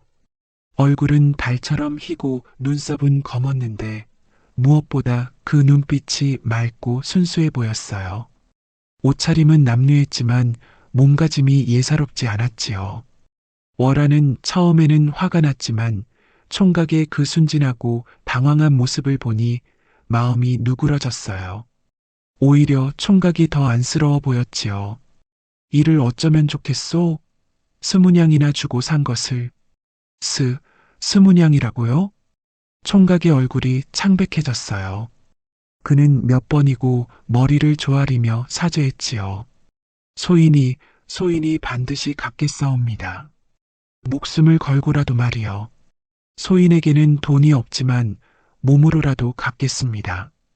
당신이 뭘 하는 사람인지도 모르는데 어찌 믿겠소? 혹시나 해서 묻는데 집안은 어떻게 되고? 총각은 잠시 머뭇거리더니 대답했어요. 소인은 떠돌이입니다. 부모도 없고 의지할 곳도 없어서 이 고을 저 고을 떠돌며 살고 있습니다.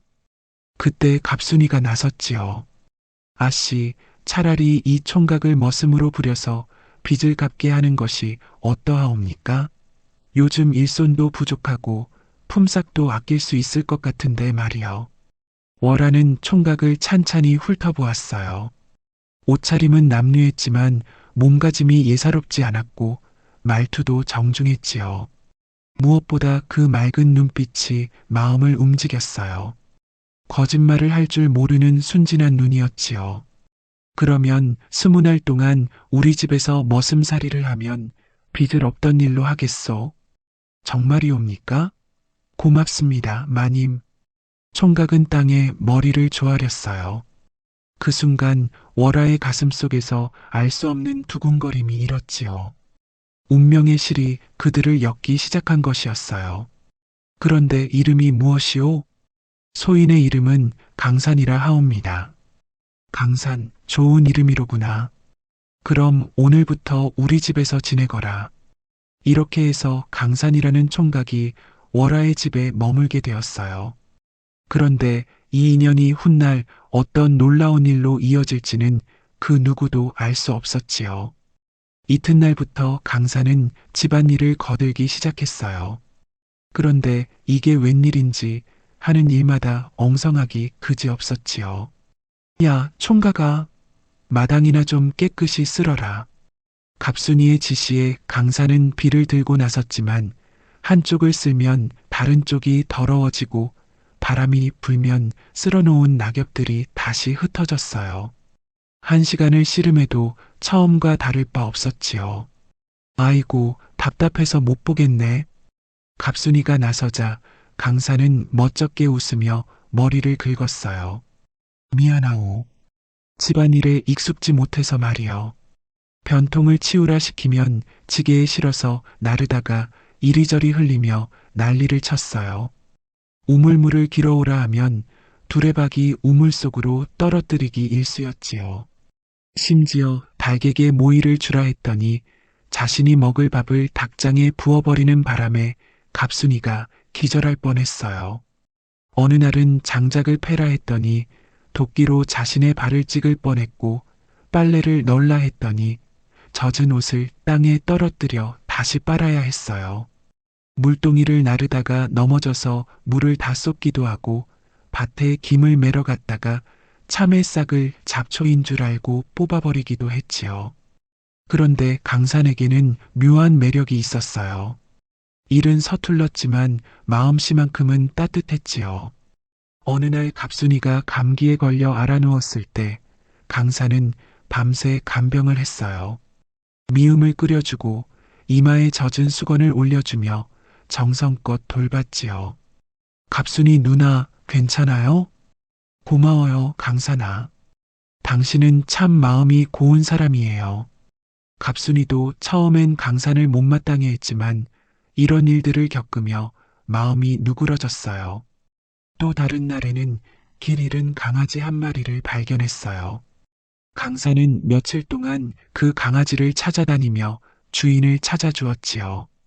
주인 할머니가 눈물을 흘리며 고마워할 때 강산은 자신의 일처럼 기뻐했어요. 할머니, 다행히 찾았네요. 앞으로 조심하세요. 고맙구나, 젊은이. 하늘이 복을 내릴 게다. 이런 강산의 모습을 보며 월아는 점점 더 마음이 끌렸어요. 겉으로는 바보 같아 보여도 속마음은 누구보다 착하고 순수했으니까요.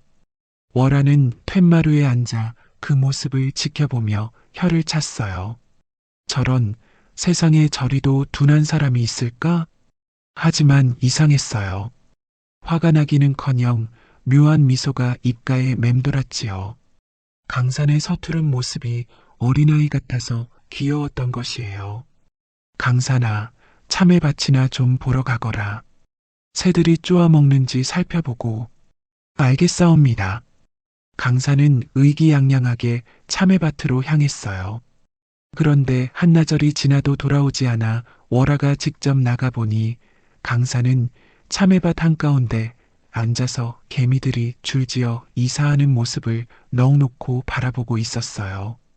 뭘 하고 있는 거요? 아, 마님, 이 개미들이 참 신기해서 말이요.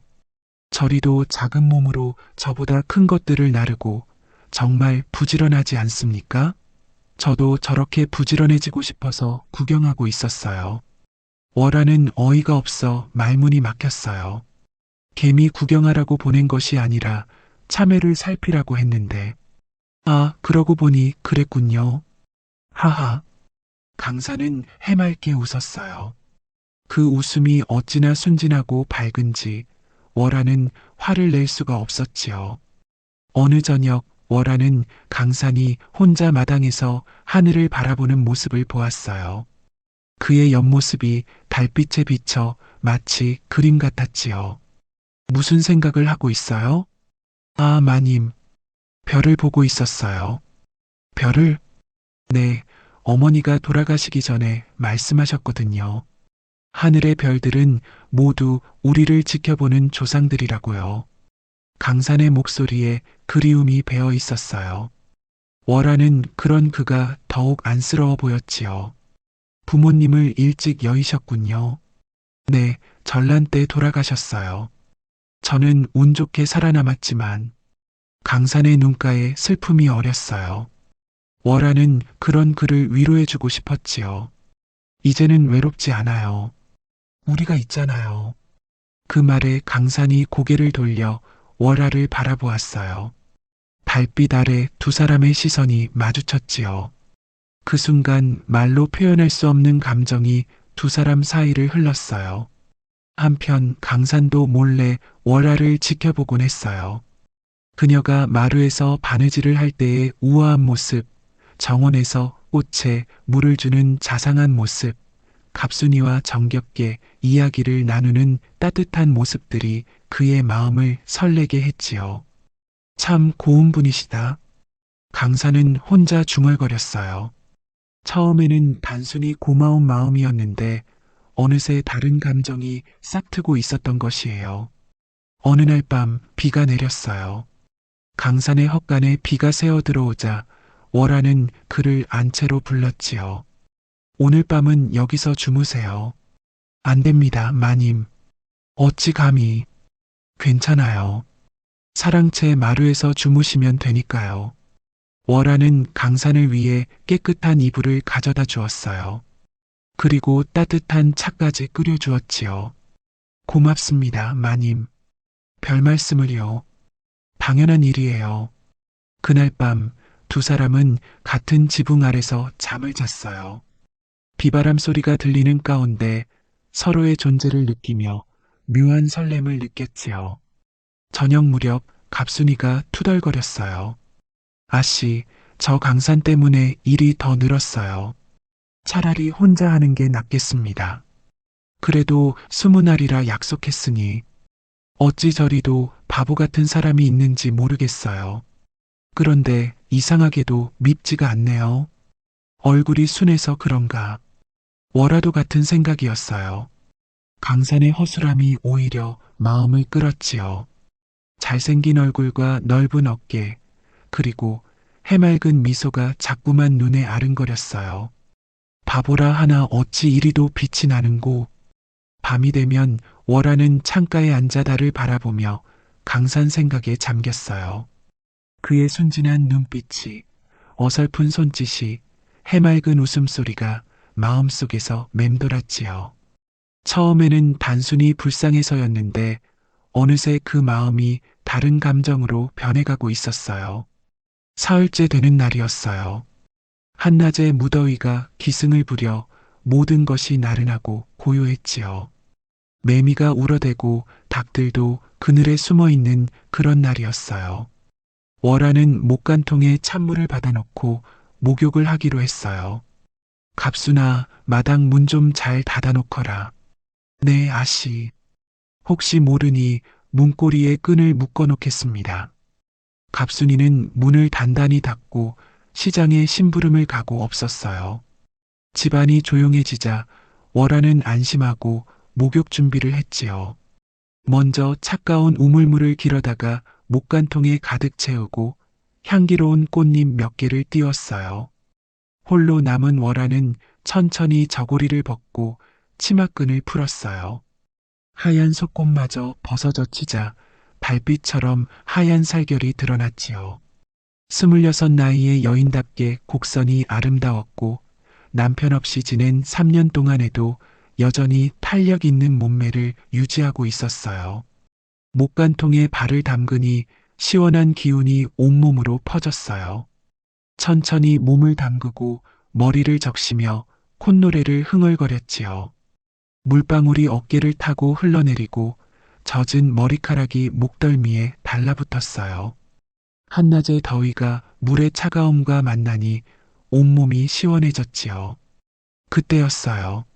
문 밖에서 발걸음 소리가 들렸어요. 갑순이가 벌써 돌아왔나? 하지만 발걸음이 무거워 남자일 것 같았어요. 월아는 가슴이 두근거렸지요. 누구요? 대답이 없었어요. 발걸음이 점점 가까워지더니 문 앞에서 멈췄어요. 월아는 급히 몸을 웅크리고 두 손으로 가슴을 가렸어요. 갑순아, 갑순아. 그때 문이 끼익하고 열렸어요. 끈이 제대로 묶이지 않았던 것이에요. 문틈으로 강산의 얼굴이 나타났지요. 마님, 우물에서 두레박을, 강산은 말을 멈추고 눈을 깜빡였어요. 물에 반쯤 잠긴 월아의 모습이 그의 시야에 들어온 것이에요. 하얀 어깨와 목덜미, 물 위로 드러난 쇄골의 선이 햇살에 반짝였지요. 젖은 머리칼이 어깨로 흘러내리고 물방울이 그녀의 살결을 타고 흘러내렸어요. 아, 안 돼요. 나가세요. 월아는 얼굴이 불타오르며 소리쳤어요. 하지만 강산은 움직이지 않고 그저 멍하니 바라보기만 했지요. 그 눈빛에는 놀라움과 무엇인가 다른 감정이 어려 있었어요. 마님을 찾다 보니 보게 되었습니다. 강산의 목소리가 평소와 달리 낮고 거칠어졌어요. 그의 시선이 월아의 젖은 몸매를 훑고 지나갔지요. 빨리 나가세요. 월아가 물을 차며 소리치자 그제서야 강산이 정신을 차렸어요. 죄송합니다. 문이 닫히고 강산의 발걸음이 멀어졌어요. 월아는 가슴을 쓸어내리며 숨을 고르려 했지만 심장이 쿵쾅거려 진정이 되지 않았지요. 어떻게 이런 일이. 분노와 수치심이 밀려왔지만 이상하게도 그것만이 아니었어요. 강산의 그 놀란 눈빛이, 자신을 바라보던 그 시선이 자꾸만 떠올랐지요. 그 눈빛에는 음흉함이나 욕정이 아닌 순수한 경이로움 같은 것이 있었어요. 정녕 나를 여자로 본 것일까? 월아는 자신의 몸을 내려다보았어요. 26의 나이에 아직 탱탱한 살결과 곡선이 물 위에서 흔들렸지요. 갑자기 부끄러움과 함께 알 수 없는 설렘이 가슴을 파고들었어요. 목욕을 마치고 옷을 입은 후에도 마음이 진정되지 않았어요. 강산의 그 시선이, 그 순간의 침묵이 자꾸만 생각났지요. 평소에는 바보 같아 보이던 그가 그 순간만큼은 남자다웠어요. 그날 저녁 강산은 월아 앞에 나타나지 않았어요. 갑순이가 불러도 대답이 없어 헛간을 들여다보니 볏짚 위에 누워 천장만 바라보고 있었지요. 강산아, 저녁 먹어라. 배가 고프지 않습니다. 그래도 먹어야지. 아씨가 특별히 고기까지 끓여주셨는데. 월아는 마루에 서서 그 대화를 들었어요. 강산이 자신 때문에 괴로워한다는 것을 알 수 있었지요. 이상하게도 그것이 달갑게 느껴졌어요. 나를 본 것이 그리도 충격이었을까? 그날 밤 월아는 잠을 이루지 못했어요. 강산의 눈빛이 꿈속에서도 따라다녔지요. 수치심과 설렘이 뒤섞여 가슴을 조였어요. 목욕하던 그 순간이 자꾸만 되살아났고 강산의 시선을 받던 자신의 몸이 다시금 화끈거렸어요. 이런 마음이 드는 것이 옳은 일일까? 하지만 마음이란 것이 어찌 뜻대로 되겠어요? 월아는 이미 강산에게 마음이 기울어져 있었던 것이에요. 며칠이 지나도 강산은 여전히 어색해했어요. 월아와 눈이 마주치면 급히 고개를 돌리고 말을 걸어도 네, 그렇습니다만 반복했지요. 평소의 해맑음은 어디로 갔는지 어둠침침한 모습이었어요. 월아는 답답했어요. 그 어색함을 깨뜨리고 싶었고 동시에 무언가 다른 감정도 꿈틀거렸지요. 그날 본 자신의 몸에 대한 강산의 반응이 궁금했던 것이에요. 갑순아, 오늘 저녁에 술상이나 하나 차려라. 술상이요? 무슨 일이 있나요? 그냥 강산이가 고생하는데 한번 대접해주고 싶어서. 갑순이는 고개를 갸웃했지만 분부대로 했어요. 저녁 무렵 마루에 술상이 차려졌지요. 맛있는 안주들과 함께 고급 청주 한 병이 놓였어요. 월화는 일부러 평소보다 화사하게 차려입었지요.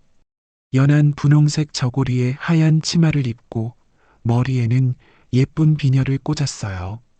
강산아, 이리 와서 앉으시오. 강산은 조심스럽게 다가와 아래쪽에 꿇어 앉았어요. 월화는 일부러 옆자리를 가리켰지요. 여기 앉으시오. 머슴이라 해도 손님인데. 아닙니다, 마님. 소인은 여기가 편합니다. 그러지 말고 이리 오시오.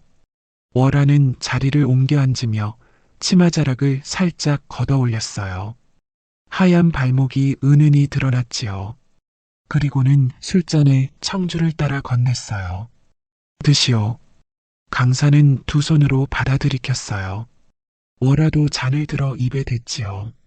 술기운이 돌기 시작하자 볼이 붉게 물들었어요. 강산은 고향이 어디요? 글쎄요, 특별한 고향이 없어서. 가족은? 다 돌아가셨습니다. 강산의 대답이 시원치 않았어요. 월화는 더 술을 따라주며 물었지요. 그럼 장가는 언제 들 생각이요? 이 말에 강산이 깜짝 놀라며 고개를 들었어요. 장가요?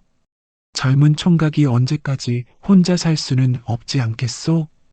월화는 은근히 강산의 반응을 살폈어요. 술기운에 볼이 더욱 붉어진 채로 웃으며 몸을 앞으로 기울였지요. 저고리 깃이 살짝 벌어져 하얀 목선이 드러났어요. 소인 같은 놈을 누가 받아주겠습니까? 무슨 소리요? 잘생기고 힘도 좋은데. 월화는 강산의 팔뚝을 살짝 만지며 웃었어요. 그 순간 강산의 몸이 굳어졌지요. 마님, 뭐가 부족해서 장가를 못 간다는 거요? 월화는 점점 대담해졌어요. 술기운도 있었지만 강산의 어색한 반응이 오히려 그녀를 자극했지요. 치마를 한 번 더 끌어올려 종아리 일부가 보이게 했어요. 돈이 없어서 변변한 집도 없고 그런 건 중요하지 않아요. 마음만 있으면 되는 거지. 월화는 강산 쪽으로 몸을 더 기울였어요. 은은한 향기가 풍겼고 저고리 사이로 하얀 살결이 살짝 보였지요. 마님, 술을 너무 많이 드신 것 같습니다. 강산이 당황하며 뒤로 물러섰어요. 하지만 월화는 포기하지 않았지요. 아니에요. 이 정도는 아무것도 아니에요. 월화는 다시 술잔을 들어 마셨어요. 그리고는 강산의 손을 잡으려 했지요. 강산아, 나를 봐요. 그때 강산이 벌떡 일어섰어요. 마님, 저는 이만 들어가겠습니다. 어디 가요? 아직 이른데. 하지만 강산은 도망치듯 사라져버렸어요. 혼자 남은 월화는 허탈함과 함께 묘한 오기가 생겼지요. 어찌 나를 보지 않는가? 그날 밤 월화는 더욱 술을 마셨어요. 질투와 애욕이 한데 얽히니 마음이 복잡했지요. 자신의 매력을 알아보지 못하는 강산이 원망스럽기도 하고 동시에 그런 순진함이 더욱 마음을 끌었어요. 다음 날 아침 강산은 평소보다 더 일찍 일어나 멀리 밭으로 나가버렸어요. 월화와 마주치기를 피하는 것 같았지요. 월화는 그런 강산을 보며 속이 탔어요. 내가 너무 노골적이었나? 하지만 후회보다는 더욱 강한 마음이 생겼어요. 강산을 향한 마음이 점점 커져가고 있었던 것이에요. 그런 가운데 갑순이가 눈치를 챘어요. 아씨, 혹시 강산이한테 무슨 소리야? 아니에요. 그냥 요즘 좀 이상해 보여서요. 갑순이는 더 이상 묻지 않았지만 월화는 자신의 마음이 들킨 것 같아 부끄러웠어요. 그날 저녁 월화는 다른 방법을 생각해냈어요.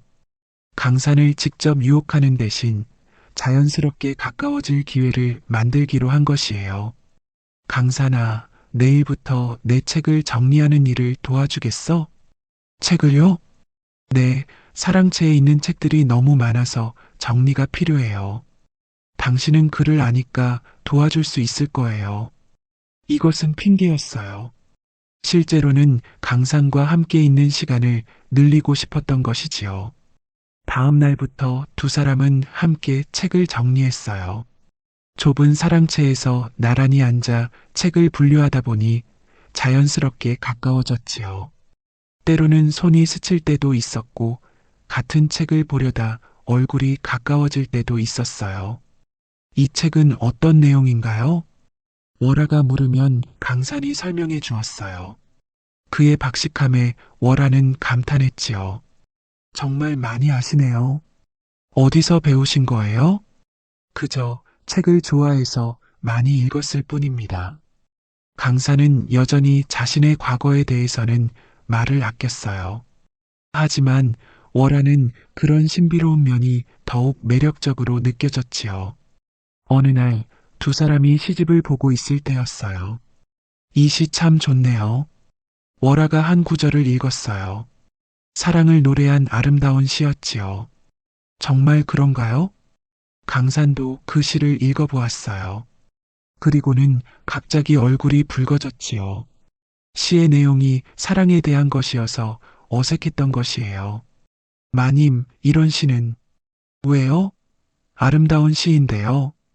월화는 일부러 강산 쪽으로 몸을 기울이며 시를 다시 읽었어요. 그녀의 목소리가 부드럽고 감미로워 강산은 가슴이 두근거렸지요. 이런 식으로 며칠이 지나자 두 사람 사이의 거리가 많이 줄어들었어요. 강산도 더 이상 월화를 피하지 않았고 자연스럽게 대화를 나누었지요. 며칠 후 월화는 참다 못해 강산을 불렀어요. 강산아, 이리 와서 앉아라. 강산은 조심스럽게 다가왔지만 여전히 거리를 두고 앉았어요. 도대체 할 줄 아는 게 무엇이오? 월화의 타박스러운 말에 강산은 고개를 숙였어요. 송구스럽습니다, 마님. 집안일도 서툴고 밭일도 서툴고 그럼 대체 뭘 할 줄 아는 거요? 그때 강산이 조용히 입을 열었어요. 소희는 글을 좀 압니다. 글? 네, 그리고 그림도 조금. 월화는 흥미가 생겼어요. 그럼 한번 보여보시오. 강산은 잠시 머뭇거리더니 일어나서 사랑채로 갔어요. 곧 문방사호를 가져왔지요. 먼지 하나 없이 깨끗한 붓과 벼루, 그리고 고급 화선지였어요. 강산은 조용히 먹을 갈기 시작했어요. 그 손놀림이 예사롭지 않았지요.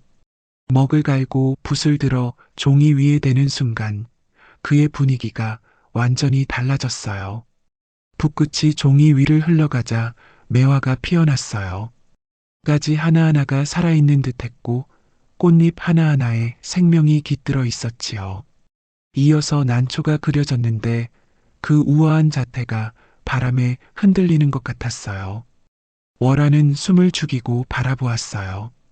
이것이 그 바보 같던 강산이 그린 것인지 믿을 수 없었지요. 분놀림 하나하나가 예술이었고 먹의 농담이 절묘했어요. 이게 정말 당신이 그린 거요? 네, 마님. 강산의 목소리도 달라져 있었어요. 평소의 어눌함이 사라지고 차분하고 깊이 있는 음성이었지요. 어디서 배웠소? 어려서부터 스승님께 배웠습니다. 스승님이라니? 강산은 더 이상 말하지 않았어요. 하지만 월화는 이미 깨달았지요. 이 남자가 범상치 않은 사람이라는 것을요. 다음 날 월화는 강산의 그림을 들고 고을의 화공을 찾아갔어요. 이 그림값이 얼마나 될까요? 화공은 그림을 자세히 보더니 놀란 표정을 지었어요. 이게 누가 그린 겁니까? 그게 왜요? 이 분놀림, 이 기법, 궁중 화원의 솜씨입니다. 최소한 20냥은 받을 수 있을 것 같은데요. 월화는 가슴이 뛰었어요. 20냥이라니 호리병값과 똑같았지요. 하지만 동시에 의문이 생겼어요. 궁중 화원의 솜씨라니 강산이 대체 누구일까요? 집으로 돌아온 월화는 강산을 다시 보는 눈이 달라졌어요. 그림을 그릴 때의 그 우아한 자세, 붓을 잡는 그 세련된 손놀림이 자꾸만 생각났지요.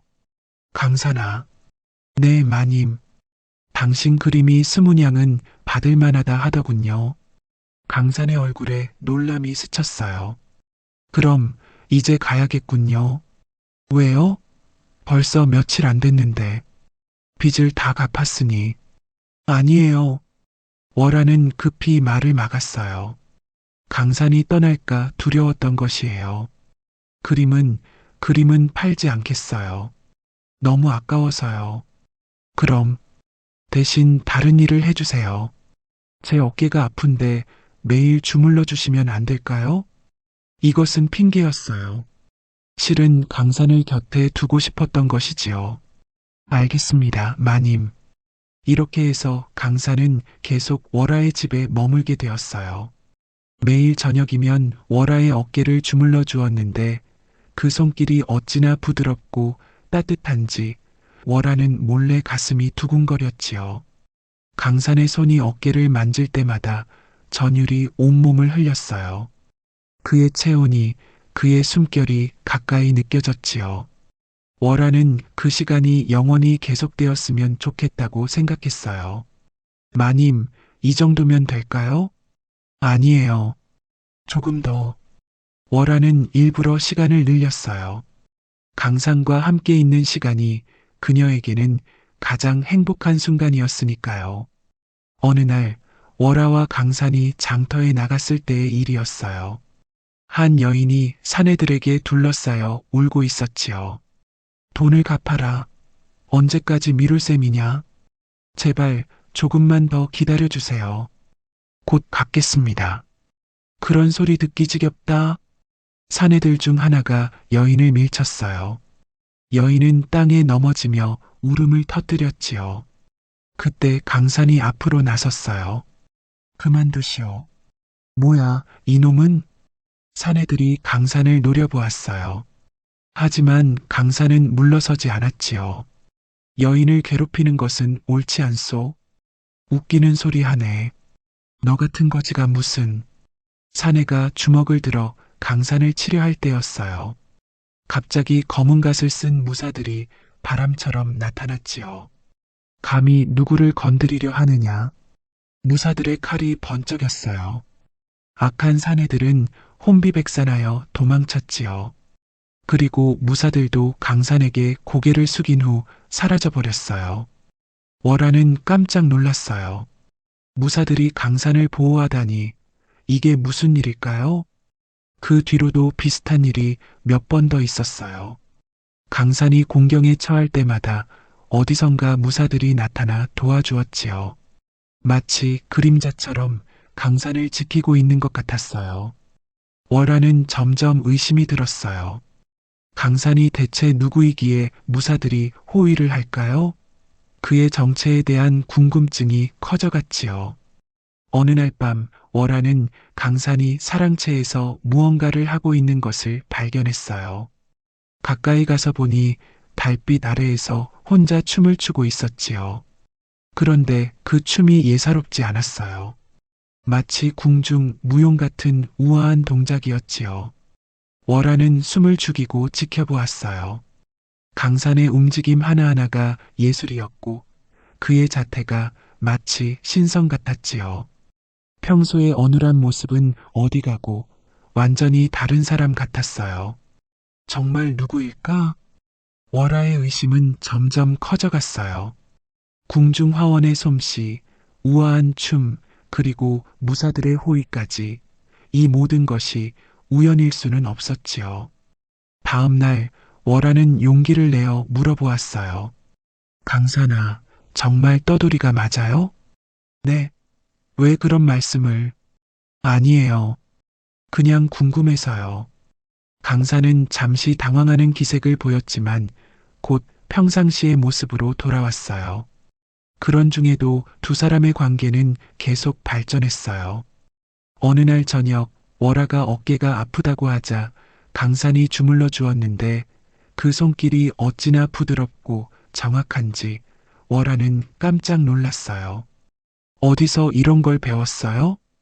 어머니가 몸이 안 좋으셔서 자주 해드렸거든요. 강산의 대답은 그럴듯했지만 월아는 뭔가 다른 느낌을 받았어요. 이런 정교한 안마법은 쉽게 배울 수 있는 것이 아니었으니까요.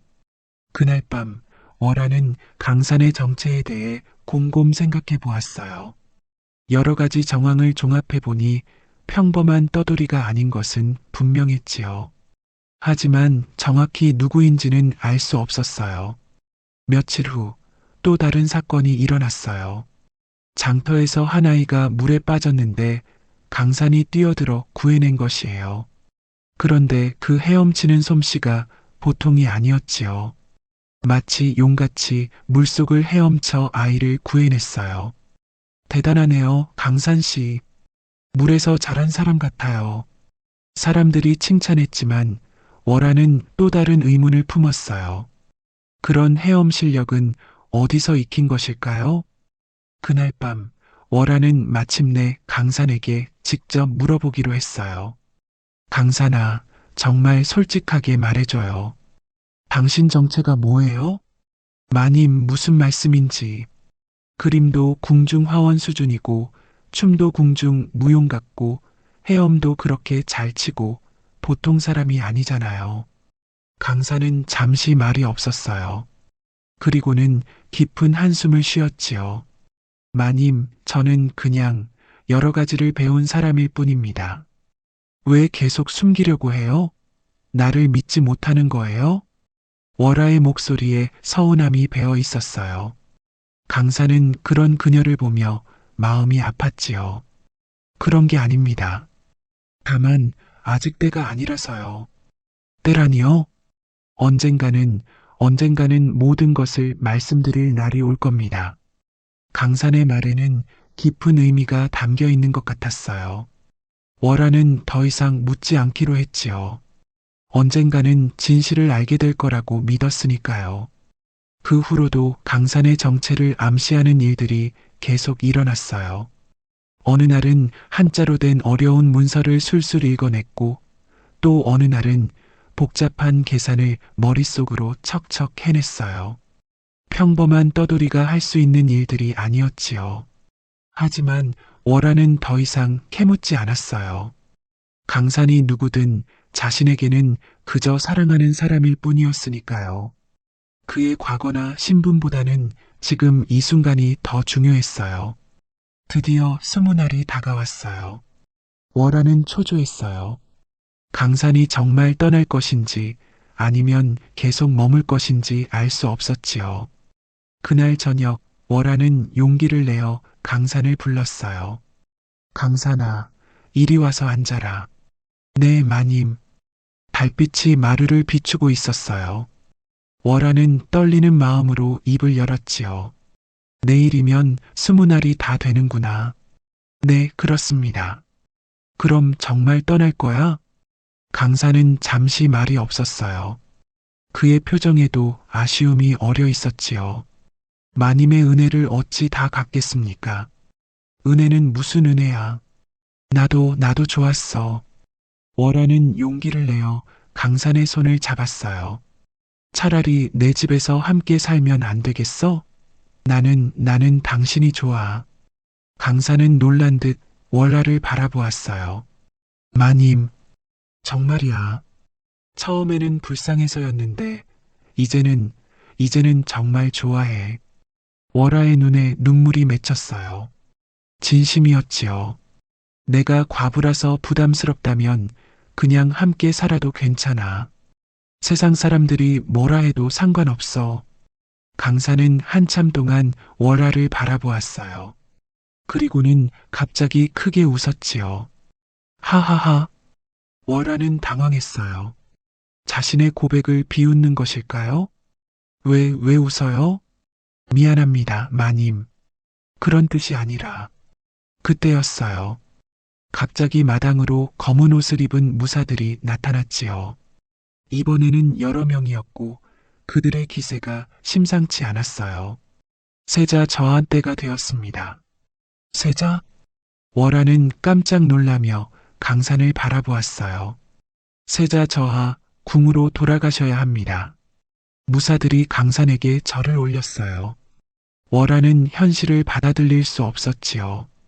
세자라니, 그럼 당신이? 강산, 아니, 세자는 미안한 표정으로 월하를 바라보았어요. 죄송합니다, 마님. 저는 왕세자입니다. 월하는 가슴이 철렁 내려앉았어요. 땅에 엎드려 떨기 시작했지요. 죄송합니다, 전하. 소녀가 감히 자신이 왕세자에게 고백을 했다는 사실이 온몸을 불태웠어요. 죽을 죄를 지은 것 같았지요. 세자는 월하를 일으켜 세우며 부드럽게 웃었어요. 일어나세요, 월하님. 모르고 한 일이니 죄가 아닙니다. 전하, 저에게는 즐거운 추억이 되었을 뿐입니다. 세자의 눈빛이 따뜻했어요. 진심으로 고마워하는 것 같았지요. 그럼 저와 함께 지낸 것도 모두 거짓이었나요? 아닙니다. 진심이었습니다. 저는 처음으로 한 명의 남자로 대접받았어요. 세자의 목소리에 그리움이 배어 있었어요. 궁에서는 모든 사람이 제게 예를 갖춥니다. 하지만 여기서는 그냥 강산이었어요. 월하는 눈물을 흘렸어요. 기쁨과 슬픔이 뒤섞인 복잡한 감정이었지요. 왜 속이셨어요? 민정을 살피기 위해 미행길에 나선 것이었습니다. 그런데 우연히 마님을 만나게 되어 세자는 호리병 조각들을 주머니에서 꺼냈어요. 이것들을 소중히 간직하고 있었습니다. 저에게는 소중한 추억이니까요. 전하, 앞으로 이 고을에 더 이상 악행은 일어나지 않을 것입니다. 제가 직접 확인했으니까요. 세자는 월하에게 깊이 고개를 숙였어요. 고마웠습니다, 월하님. 평생 잊지 않겠습니다. 저도 잊지 않겠습니다, 전하. 세자는 마지막으로 월하의 손을 잡았어요. 행복하게 사세요. 분명 좋은 분을 만나실 겁니다. 전하, 그리고 혹시나 해서 드리는 말씀인데 저희가 함께 보낸 시간은 비밀로 해주세요. 네, 전하. 세자는 무사들과 함께 바람처럼 사라져버렸어요. 마치 꿈처럼 호련히 나타났다가 호련히 사라진 것이지요. 홀로 남은 월하는 마루에 주저앉아 한참을 울었어요. 기쁨과 슬픔, 그리움과 아쉬움이 모두 뒤섞인 눈물이었지요.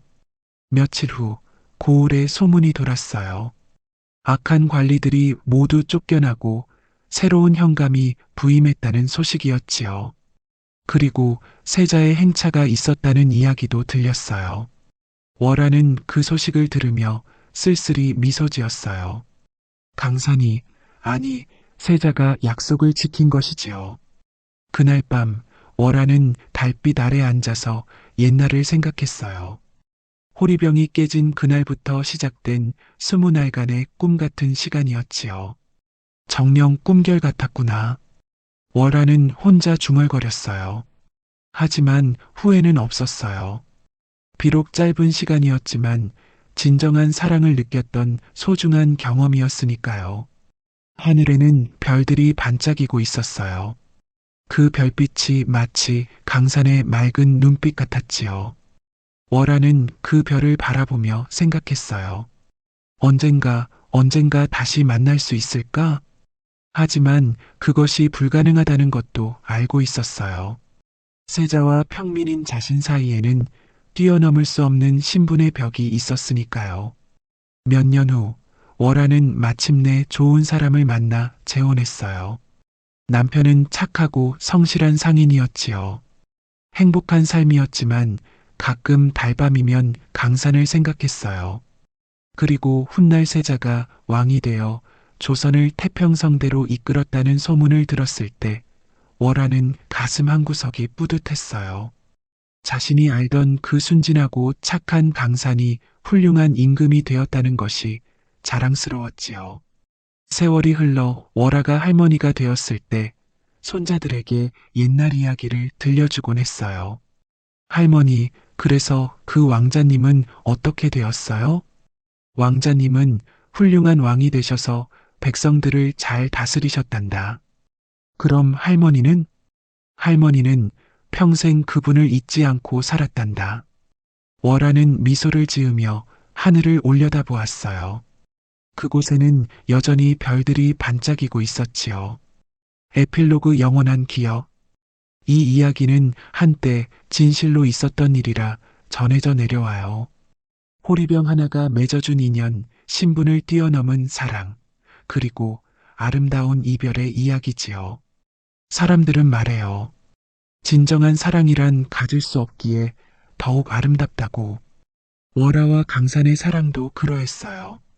비록 함께할 수는 없었지만 서로의 마음속에 영원히 남아있는 소중한 추억이 되었지요. 운명이란 참으로 신기한 것이에요. 한순간의 우연한 만남이 평생의 추억이 되기도 하고 짧은 인연이 영원한 사랑이 되기도 하지요. 월화는 평생 그날의 기억을 간직했어요. 강산의 맑은 눈빛, 따뜻한 손길, 그리고 해맑은 웃음소리를. 그것들은 그녀에게 세상에서 가장 소중한 보물이었어요. 그리고 어디선가 왕이 된 강산도 가끔은 그 시절을 그리워했을 거예요. 궁궐의 화려함 속에서도 마음 한구석에는 항상 그 작은 기와집과 자신을 한 명의 남자로 사랑해준 월화가 있었을 거예요. 사랑이란 소유하는 것이 아니라 기억하는 것이라고 했지요. 두 사람의 사랑은 비록 이루어지지 못했지만 서로의 마음 속에서 영원히 살아 있었어요. 그런데 이 이야기에는 후일담이 있답니다. 월화가 할머니가 된 어느 날, 한 늙은 행상이 그녀를 찾아왔어요. 그는 예전에 호리병을 판 바로 그 행상이었지요. 마님, 혹시 기억하시는지요?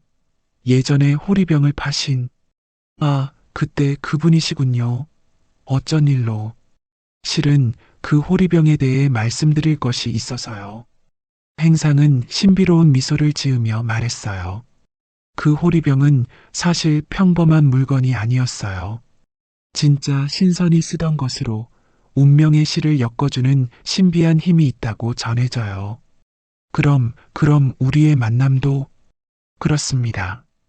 호리병이 깨지면서 그 안에 담긴 운명의 기운이 두 분을 이어준 것이지요. 월화는 깜짝 놀랐어요. 그 모든 것이 우연이 아니었다는 뜻이었으니까요. 그런데 왜 이제야 말씀해 주시는 거죠? 때가 되었기 때문이에요. 이제 마님도 그 진실을 알 수 있을 만큼 성숙해지셨으니까요. 행상은 작은 주머니 하나를 건네주었어요. 이것은 그 호리병의 마지막 조각이에요. 소중히 간직하시기 바라요. 월화가 주머니를 열어보니 푸른 빛을 내는 작은 조각이 들어있었어요. 그 빛을 보는 순간 예전의 기억들이 생생히 되살아났지요. 그분은 어떻게 지내시는지 아세요? 훌륭한 왕이 되어 백성들을 위해 애쓰고 계셔요. 그리고 가끔은 마님을 그리워하신다고 들었어요. 행상의 말에 월화의 눈가에 눈물이 맺혔어요. 그분도 나를 기억하고 계시는군요. 진정한 사랑은 절대 잊혀지지 않는 법이에요. 행상은 그 말을 마지막으로 사라져버렸어요. 마치 신선처럼 호련히 나타났다가 호련히 사라진 것이지요. 그날 밤 월화는 그 조각을 들고 하늘을 바라보았어요. 별들이 반짝이고 달이 밝게 빛나고 있었지요. 그리고 어디선가 바람에 실려온 듯한 향기가 코끝을 스쳤어요. 마치 강산의 체온 같은 따뜻한 향기였지요. 아직도 연결되어 있는 걸까? 월화는 혼자 중얼거렸어요. 그리고 그 조각을 가슴에 품고 평생 간직했답니다. 세월이 더 흘러 월화가 세상을 떠날 때 그 조각은 신기하게도 하늘로 날아올라 별이 되었다고 해요. 그리고 그 별은 지금도 밤하늘에서 반짝이며 세상의 모든 사랑하는 이들을 지켜보고 있다고 해요. 사람들은 그 별을 사랑별이라고 부르며 사랑에 빠진 연인들이 그 별을 보며 소원을 빌면 이루어진다고 믿고 있어요. 그리고 그 별빛 아래에서는 신분의 차이도 시간의 간격도 모두 사라진다고 해요. 이렇게 해서 달빛 아래 호리병의 이야기는 끝이 나요. 하지만 사실 이것은 끝이 아니라 새로운 시작이기도 해요. 월화와 강산의 사랑은 비록 현실에서는 이루어지지 못했지만 그들의 마음 속에서 그리고 후의 사람들의 기억 속에서 영원히 살아있으니까요. 이 이야기를 들려주는 이유는 단순히 옛날 이야기를 전하기 위해서가 아니에요. 오늘을 사는 우리들에게도 깊은 의미를 전해주기 위해서예요. 첫째, 진정한 사랑의 힘에 대해서예요. 월화와 강산의 사랑은 신분의 차이를 뛰어넘었어요. 왕세자와 평민이라는 하늘과 땅만큼 다른 신분이었지만 사랑 앞에서는 그저 한 남자와 한 여자였을 뿐이지요. 이것이 사랑의 위대함이에요. 사랑은 모든 경계를 허물고 모든 차이를 뛰어넘는 힘이 있어요. 둘째, 순간의 소중함이에요. 그들이 함께 보낸 시간은 겨우 20날이었어요. 하지만 그 짧은 시간이 두 사람에게는 평생의 보물이 되었지요. 우리 인생에서도 이런 소중한 순간들이 있어요. 길지 않더라도 진심으로 사랑하고 진심으로 행복했던 그런 순간들 말이에요. 셋째, 아름다운 포기에 대해서예요. 월화와 강산은 서로를 사랑했지만 함께할 수 없다는 것을 알았어요. 그래서 아름답게 헤어졌지요. 때로는 붙잡는 것보다 놓아주는 것이 더 큰 사랑일 수 있어요. 상대방의 행복을 위해 자신의 욕심을 내려놓는 것, 그것이 진정한 사랑이 아닐까요? 넷째, 기억의 힘이에요. 두 사람은 헤어졌지만 서로를 잊지 않았어요. 그 기억이 그들에게 힘이 되었고 삶의 위안이 되었지요. 우리도 살아가면서 소중한 사람들과 헤어질 때가 있어요. 하지만 그 사람들에 대한 기억은 우리 마음속에 영원히 남아있답니다. 다섯째, 운명에 대한 믿음이에요. 호리병이 깨진 것도 두 사람이 만난 것도 모두 운명이었어요. 우리 인생에도 이런 운명적인 만남들이 있지요. 그 만남들을 소중히 여기고 감사하는 마음을 가져야 해요. 여섯째, 희망의 메시지예요. 비록 이 세상에서는 함께할 수 없었지만 하늘의 별이 되어 영원히 함께한다는 것은 희망의 메시지예요.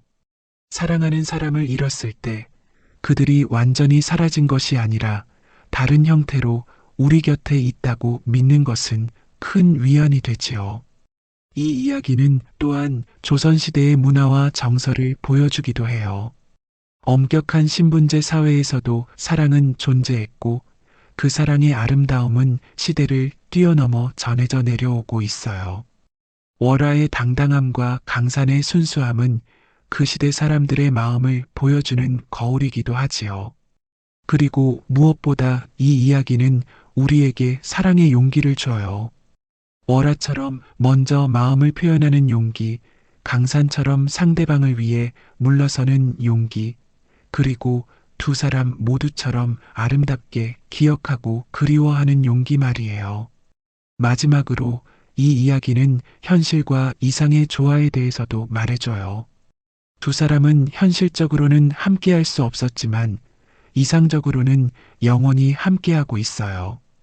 우리 인생도 그래요. 현실의 한계를 인정하면서도 이상을 포기하지 않는 것, 그것이 인간다운 삶이 아닐까요? 오늘날에도 월화와 강산 같은 사랑을 하는 사람들이 있을 거예요. 신분의 차이 대신 다른 장벽들이 있을 수도 있고 호리병 대신 다른 인연의 고리가 있을 수도 있지요. 하지만 본질은 같아요. 진심으로 사랑하고 서로를 위해 희생하고 아름답게 기억하는 것. 그러니까 이 이야기를 듣는 모든 분들이 자신만의 호리병을 찾으시기 바라요. 그리고 그 호리병이 깨지더라도 실망하지 마세요. 그것이 새로운 인연의 시작일 수도 있으니까요. 월화와 강산처럼 용기 있게 사랑하고 아름답게 기억하는 그런 사랑을 하시기 바라요. 사랑은 소유하는 것이 아니라 나누는 것이고 영원히 간직하는 것이라는 이 이야기의 메시지가 여러분의 마음에 작은 씨앗이 되어 아름다운 사랑의 꽃을 피우기를 바라요. 그리고 밤하늘의 별을 볼 때마다 월화와 강산의 이야기를 기억해 주세요.